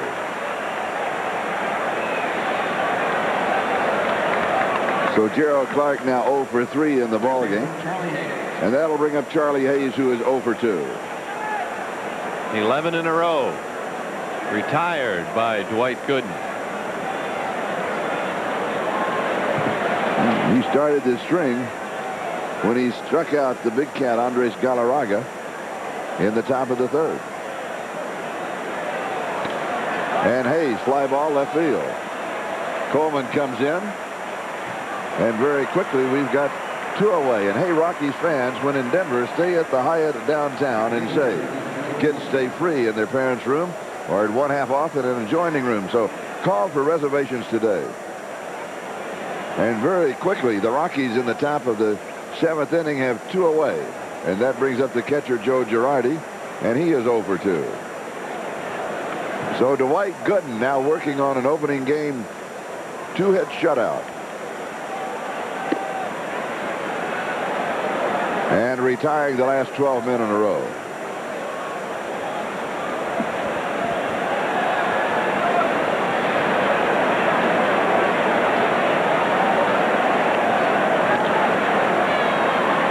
And this should carry out a play. Foul ball.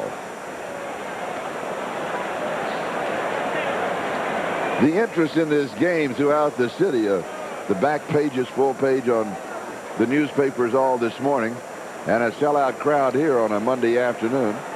And as we understand, the game on Wednesday, only about 20,000 are expected, and the same for the Astros when they come in on the weekend. It may be that we're spoiled. We are. Because of the anticipation of what's going to happen when the Rockies get home. Fly ball right field. And Bobby Bonilla gloves it 3 up and 3 down. Quick inning for the doctor, Dwight Gooden. Right, Andres Galarraga with the first hit in this franchise history.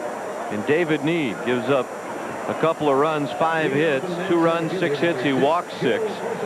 Gooden started off the 4th inning with a hit and scored, and Bobby Bonilla with a solo home run.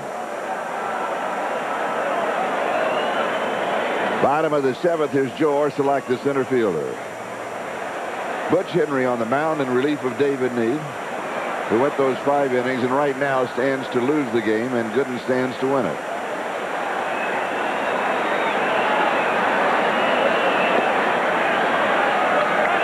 Just outside for ball 2. 2-0 the count. David Need threw a total of 102 pitches. Strike call. And he was in trouble in every inning, wasn't he? He really was, and I don't think he ever got comfortable. He made a couple of good pitches when he had to.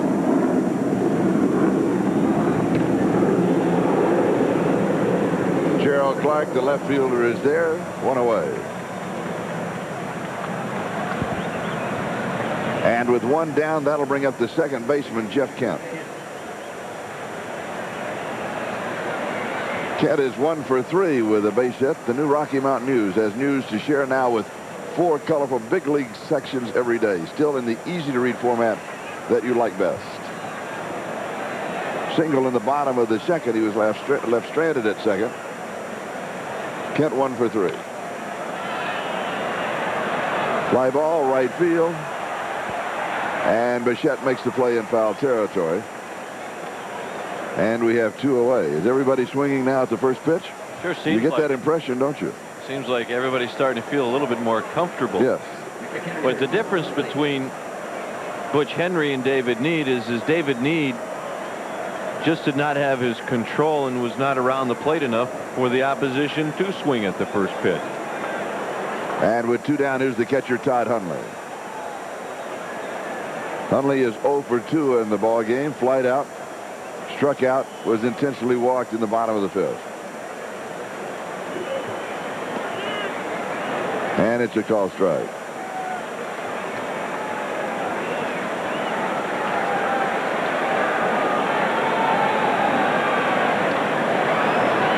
Strike 2.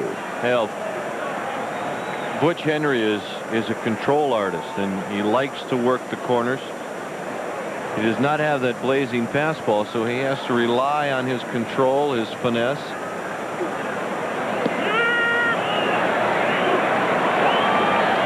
And that is strike 3. 3 runs on 8 hits. We have not had a miscue appeal. The Rockies have stranded 4, including the bases loaded in the top of the 3rd, their best opportunity in the ballgame. And the Mets have left 11 stranded. Here's Freddie Benavides. I think now, Charlie, if you're Don Baylor, you start instructing your players to take a few pitches. Make Doc Gooden work. And Darrell Boston is on deck. And is popped up. Coleman, the left fielder, comes in and makes the play.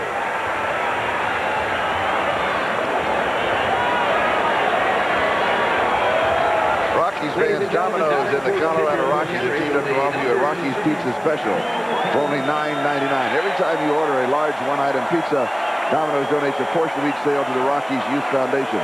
So call Domino's now and be sure to ask for your Rockies special, only $9.99. And Darrell Boston receives the ovation here at Shea Stadium.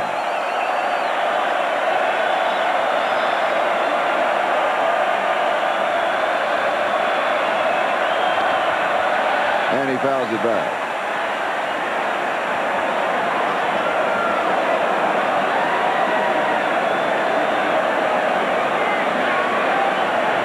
Darrell also in both ball clubs were introduced before the ball game.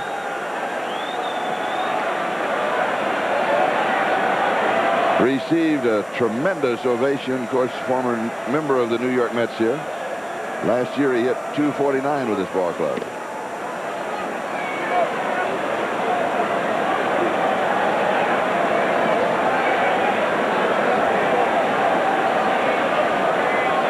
One and one the count.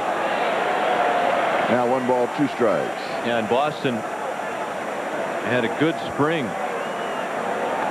323, a home run, 9 RBIs. And Dwight Gooden has retired the last 14 in a row. Did you notice the step of Boston? He thought it may have caught the outside corner. Trying to take a little closer look at it. Yes. 2 and 2.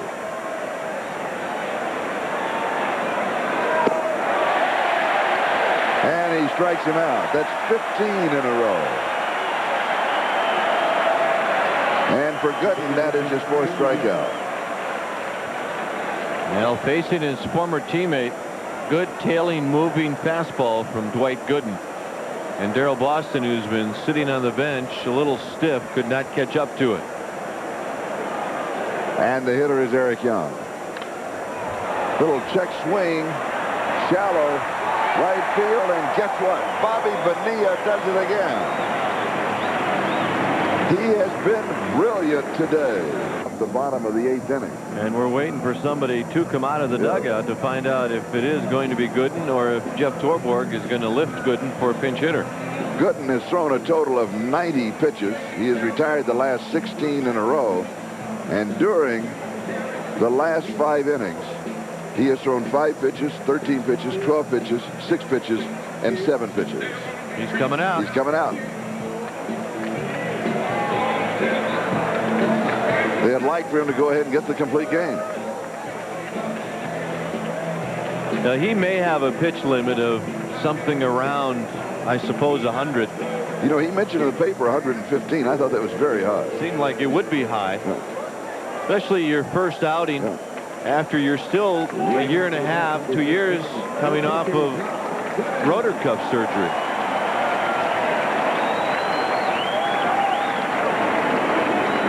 He does put in a lot of innings. Coming into this ball game in 9 years, he had logged 1,919 2/3.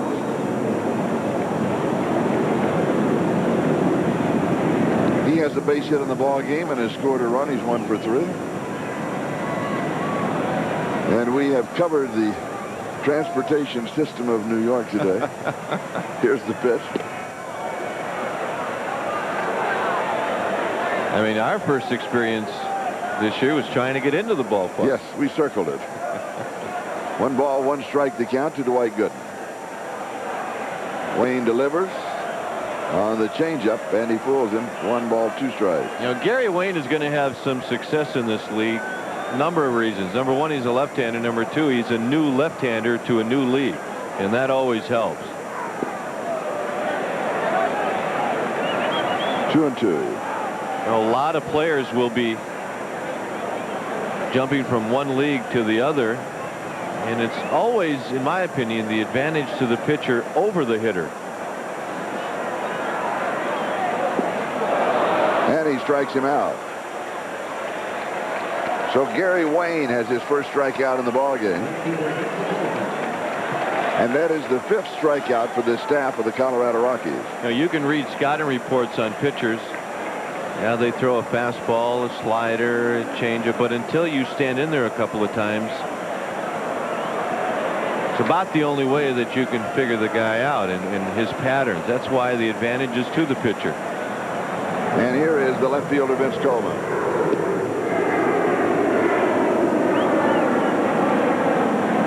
Coleman is 2 for 4 in the ballgame. A single in the 4th, a single in the 6th, and he scored a run. One of the 3 that the Mets have.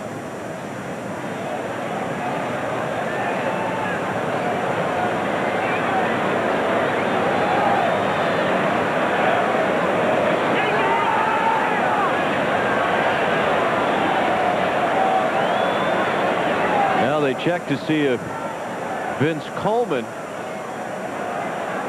had gone around, and on the bunt. Randy Marsh said he did not. He halfway said he did, and then he flattened both of those arms out. And the 2-0 pitch. Strike 1. The thing that Vince Coleman has always done during his career is he has always had a big swing, and that particular count, 2-0. Vince Coleman, a little guy with good speed, still likes to think about the long ball. Well, I think everybody in baseball likes to think about the long ball. I sure did for 11 years. Did. And we saw your highlight in the pregame show. Pounded out. Yes. All of 1.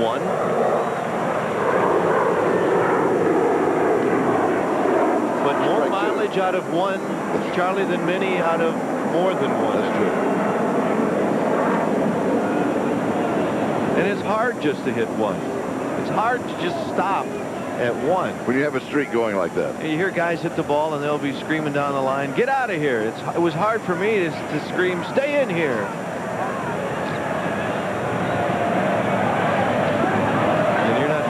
fouls it back. No, I'm choking on that, actually, is what I'm doing.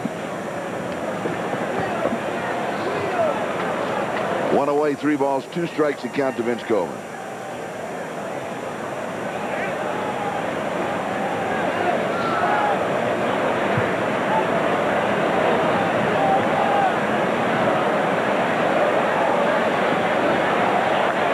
And he walks him.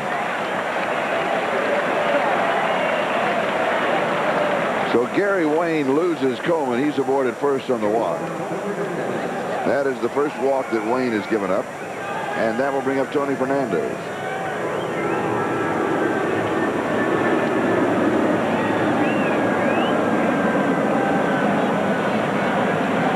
Your Front Range Jeep Eagle dealers just received a huge factory allotment of fun-loving 1993 Jeep Wranglers. So come into your dealer right now for the greatest selection of the year on 93 Wranglers and what could be the biggest savings of the year. And a little throw to first. Tony Fernandez on in a walk, left stranded in the first. Since then, flying out and bouncing out twice. Has an RBI in the ball game. He's 0 for 3. 1 away, bottom of the 8th inning. Rockies trail 3-0.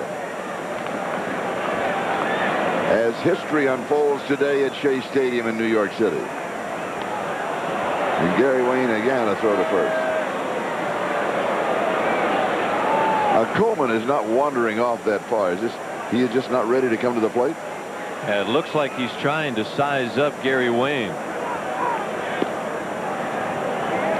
Now, this is the first time that Vince Coleman has seen Gary Wayne.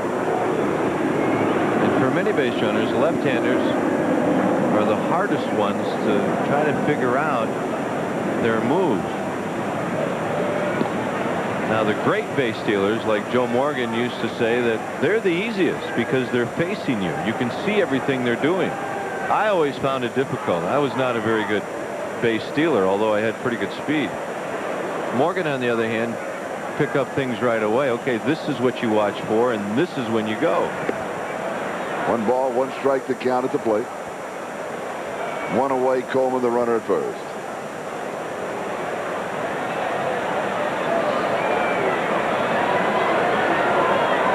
Pitch out, he's not going.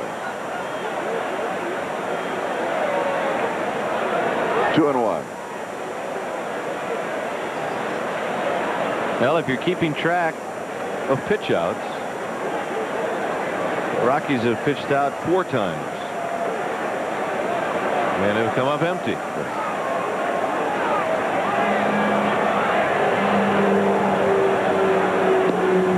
Point to be made about that, though, Charlie. Roger Craig used to pitch out a lot, and his theory was a pretty good one.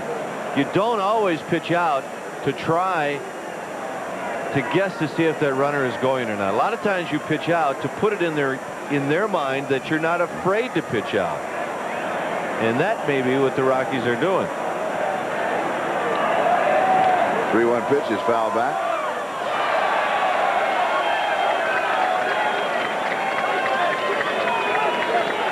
And we've got a full count. 3 balls, 2 strikes to count to Tony Fernandez.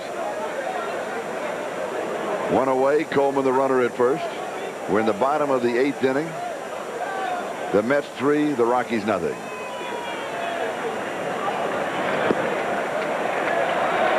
And he walks him. So back-to-back walks. Coleman moves down to second. And Fernandez is aboard at first.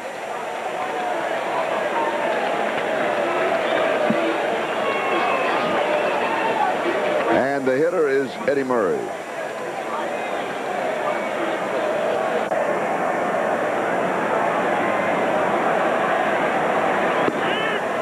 And it's a called strike.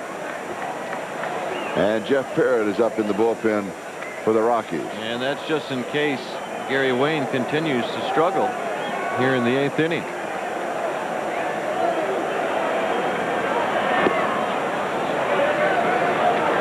And he misses outside, a ball and a strike. You have the attendance? 53,127 here at Shea Stadium.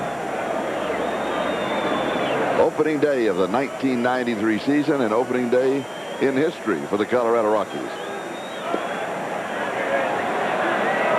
Pretty frustrating right now for Gary Wayne after polishing off Dwight Gooden. Yeah, Gooden's a pitcher, but still, he's not an automatic out. He's a good hitter. He has struggled against Coleman, Fernandez, and now 2-1 to Eddie Murray.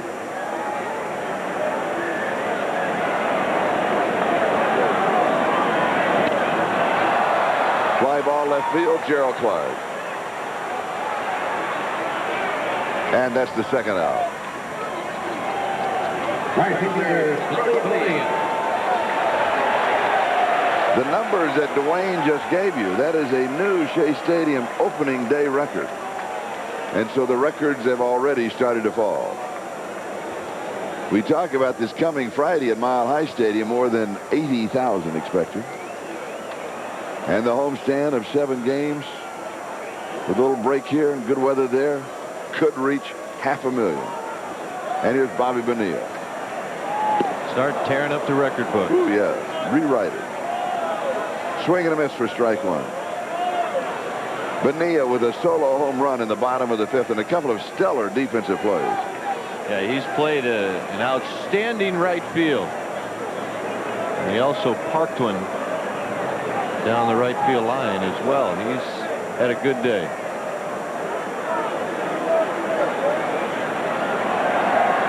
The Mets with runners at first and second. And it's a foul ball. 0-2 the count to Bobby Bonilla. Charlie, I think also the thing to make a point is day off tomorrow. The Rockies will work out. And then Wednesday afternoon might be a good game for the Rockies. A little bit more relaxed. Won't have to worry so much about all the festivities and all the importance of this one game.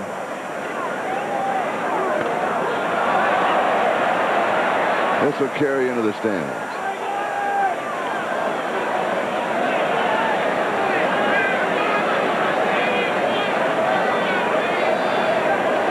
And then, of course, traveling back to Denver on Wednesday night. A workout at Mile High Stadium that's open to the public on Thursday afternoon. And then the home opener at 3 o'clock Friday afternoon. Of course, we will televise. That'll be our next television game. 3 p.m. Friday afternoon. Rockies time. Televised 4 games in a row. Yes. And it is high. 1 ball, 2 strikes to count to Bobby Bonilla. 2 away in the bottom of the 8th.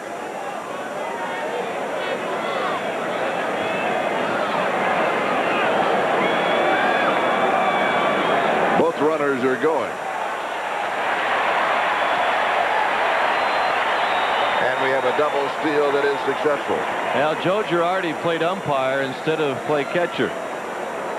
He thought it was strike 3, and on strike 3, obviously you don't have to throw the ball. That's it. Final out. Inning's over.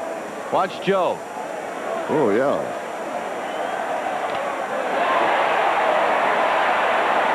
Bonilla to Gerald Clark, deep in left field. After 8 complete, Mets lead it 3-0.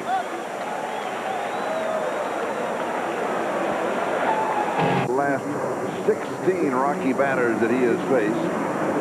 Defensive change. Joe Orsulak, the center fielder, moves over to right. Bobby Bonilla comes out of the ball game, and Dave Gallagher is now the center fielder. And speaking of center fielder, here is Alex Cole to lead it off. Marlins still in front of the Dodgers by a score of 6-3.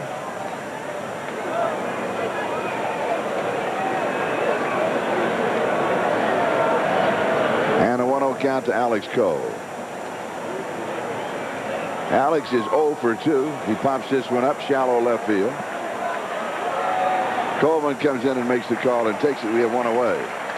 That's 17 in a row for Dwight Gooden, and the good doctor is in midseason form. Yes, indeed he is. See, the Reds beat the Expos At home in their opener. by a score of 2-1. Braves shutting out the Cubs 1-0, and what a great pitching staff they have. It just goes on and on, doesn't it? Here's Dante Bichette. 0 for 3, hit by a pitch. The more than 6,000 proud Coloradans who work at Coors Brewing Company produce some of the best beer that you'll find anywhere. When you want a quality beer, choose Coors. Here's to you, Colorado.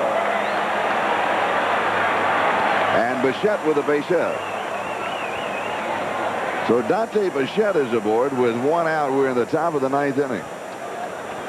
And the Rockies are down 3-0. So after retiring 17 in a row, Gooden gives up the base hit to Dante Bichette, and that is only the 3rd hit that Dwight Gooden has given up in the ballgame. And now you need to get another base runner aboard, which would bring the tying run to home plate, and then you're 1 swing away from tying the game. And here's Andres Galarraga. As Dwayne mentioned earlier, he has the first hit in Rocky history. And this is off the handle and is going to drop in. Little backspin. And Bichette goes to third. Here is the throw to second, and they get him. So Galarraga, trying to stretch it, is thrown out at second. He'll get the single. And we have 2 away. Here's the throw. Now Orsulak picks it up barehanded, then makes a strong throw to nail Galarraga, who is going into second base. Remember, the Rockies needed base runners. It didn't matter what base they were on. They just needed base runners. So that is a bad play by Andres Galarraga. And Gerald Clark. Fly ball. Right side. Orsulak takes it, and that's the game.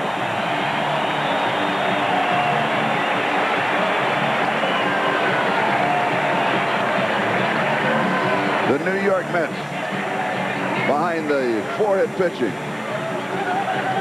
of Dwight Gooden, who goes all the way and has his first win.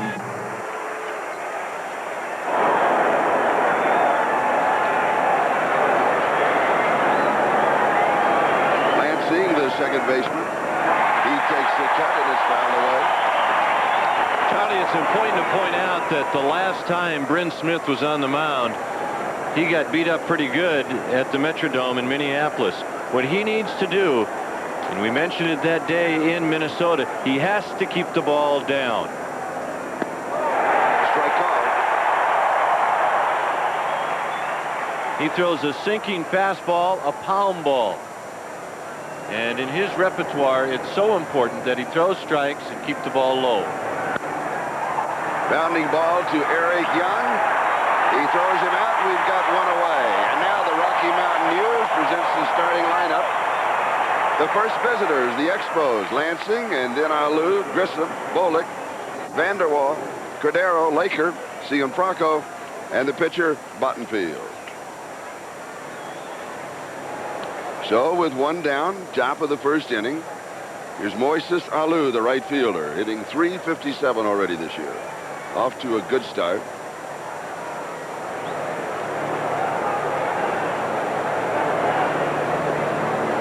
And the pitch is in the dirt. Moises, of course, is the son of the manager, Felipe Alou. He was born on July the 3rd, 1966 in Atlanta. Here's the pitch. And it's his call strike, 1-1. His dad was playing for the Braves that day against the Giants. He went 0-3. His 2 other brothers, of course, they had hits that day, Jesus and Matty. Here's the offering. Oh, almost took down Jerry Manuel in the coaching box at third. Jerry has to be nimble. Now, Jerry's a former infielder, so he's used to line drives, but he's a lot more comfortable when he's got a glove on his hand. 1 ball, 2 strikes to count to Alou. Eric Young throws him out, 2 away. Defensively for the Colorado Rockies, Gerald Clark, Alex Cole, and Dante Bichette from left to right in the outfield, with Charlie Hayes and Freddie Benavides on the left side of the infield. Eric Young and the big cat Andres Galarraga at first, and Joe Girardi is the catcher. One thing about Bryn Smith, he beat the Expos twice last year. Those are his numbers from spring training. In lifetime against his former club, he is 5-1. So if you're looking for an edge, it may be that Smith has pitched well against this team. And it is strike one to Marquise Grissom. Grissom, the center fielder. He led the National League with stolen bases last year, and he has a base hit up the middle. So Grissom is aboard, and of course is a threat to go at any time. He had 78 stolen bases last year. He stole third 24 times. Now we talk about young players and how you look for new young people to make impacts in the major league, and Marquise Grissom is one of those guys that is going to be an impact player. He can hit the ball out of the park, he can run, he can just about do it all. And the batter is Frank Bolick, the third baseman. Grissom edging off of first. Now it's up to Bryn Smith to give Joe Girardi a shot at throwing Marquise Grissom out, because with Larry Walker out of the lineup, I think that Felipe Alou is going to have his ball club run as much as he can. Now they're a running club even when Walker is in the lineup, but even more so they need to take advantage of the fact that they've got good team speed. Bolick already with a couple of RBIs this year, and the pitch to the plate is a called strike.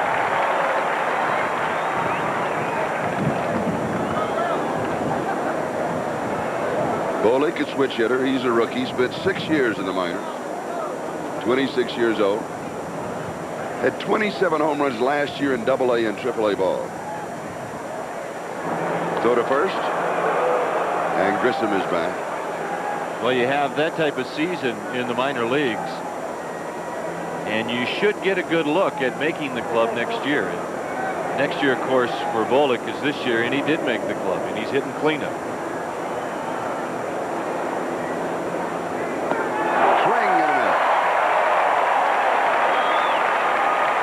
To the count to Bolick. 2 away, top of the first inning. Grissom aboard with the base hit.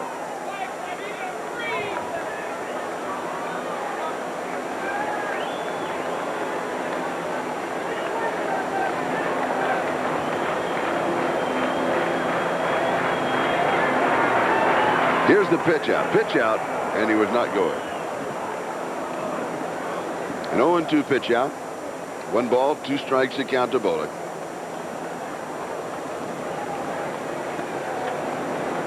Bolick's slugging percentage was .520 in the minors last year. And he does have that power that Wayne was talking about.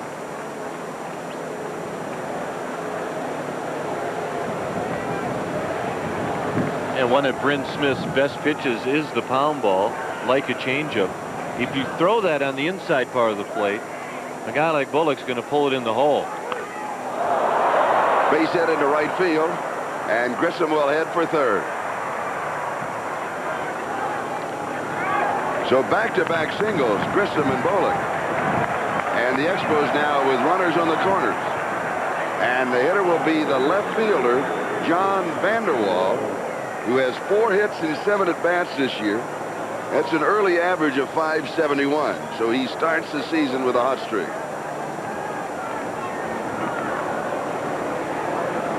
Now Girardi out in front of the plate explaining to Bryn Smith, you got 2 outs. Also letting everyone know if Bolick decides to steal second, he has to let the infielders know where Girardi is going to throw the ball. Here's the pitch, and it is inside to Vanderwall. Have a number of different options. If that base runner goes, Girardi can fake to second and go to third, hoping to get Grissom off the bag. You can throw through to try to get the runner at second. Then you risk Grissom scoring from third. Or you can throw through just with the intention to just throwing down there and having that infielder just catch the ball and watch the guy at third. 2-0 the count to John Vanderwall. Grissom at third, and Bolick is the runner at first.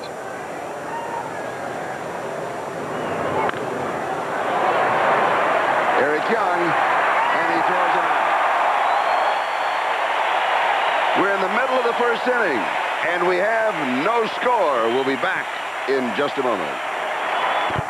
By Alex Cole, Dante Bichette, Andre Scalaraga, the first baseman, Charlie Hayes at third, Gerald Clark in left, Joe Girardi the catcher, Freddie Benavides is the shortstop, and Bryn Smith is the pitcher. Defensively, Vanderwall, Grissom, and Alou in the outfield, left to right. Bullock and Cadero left side of the infield.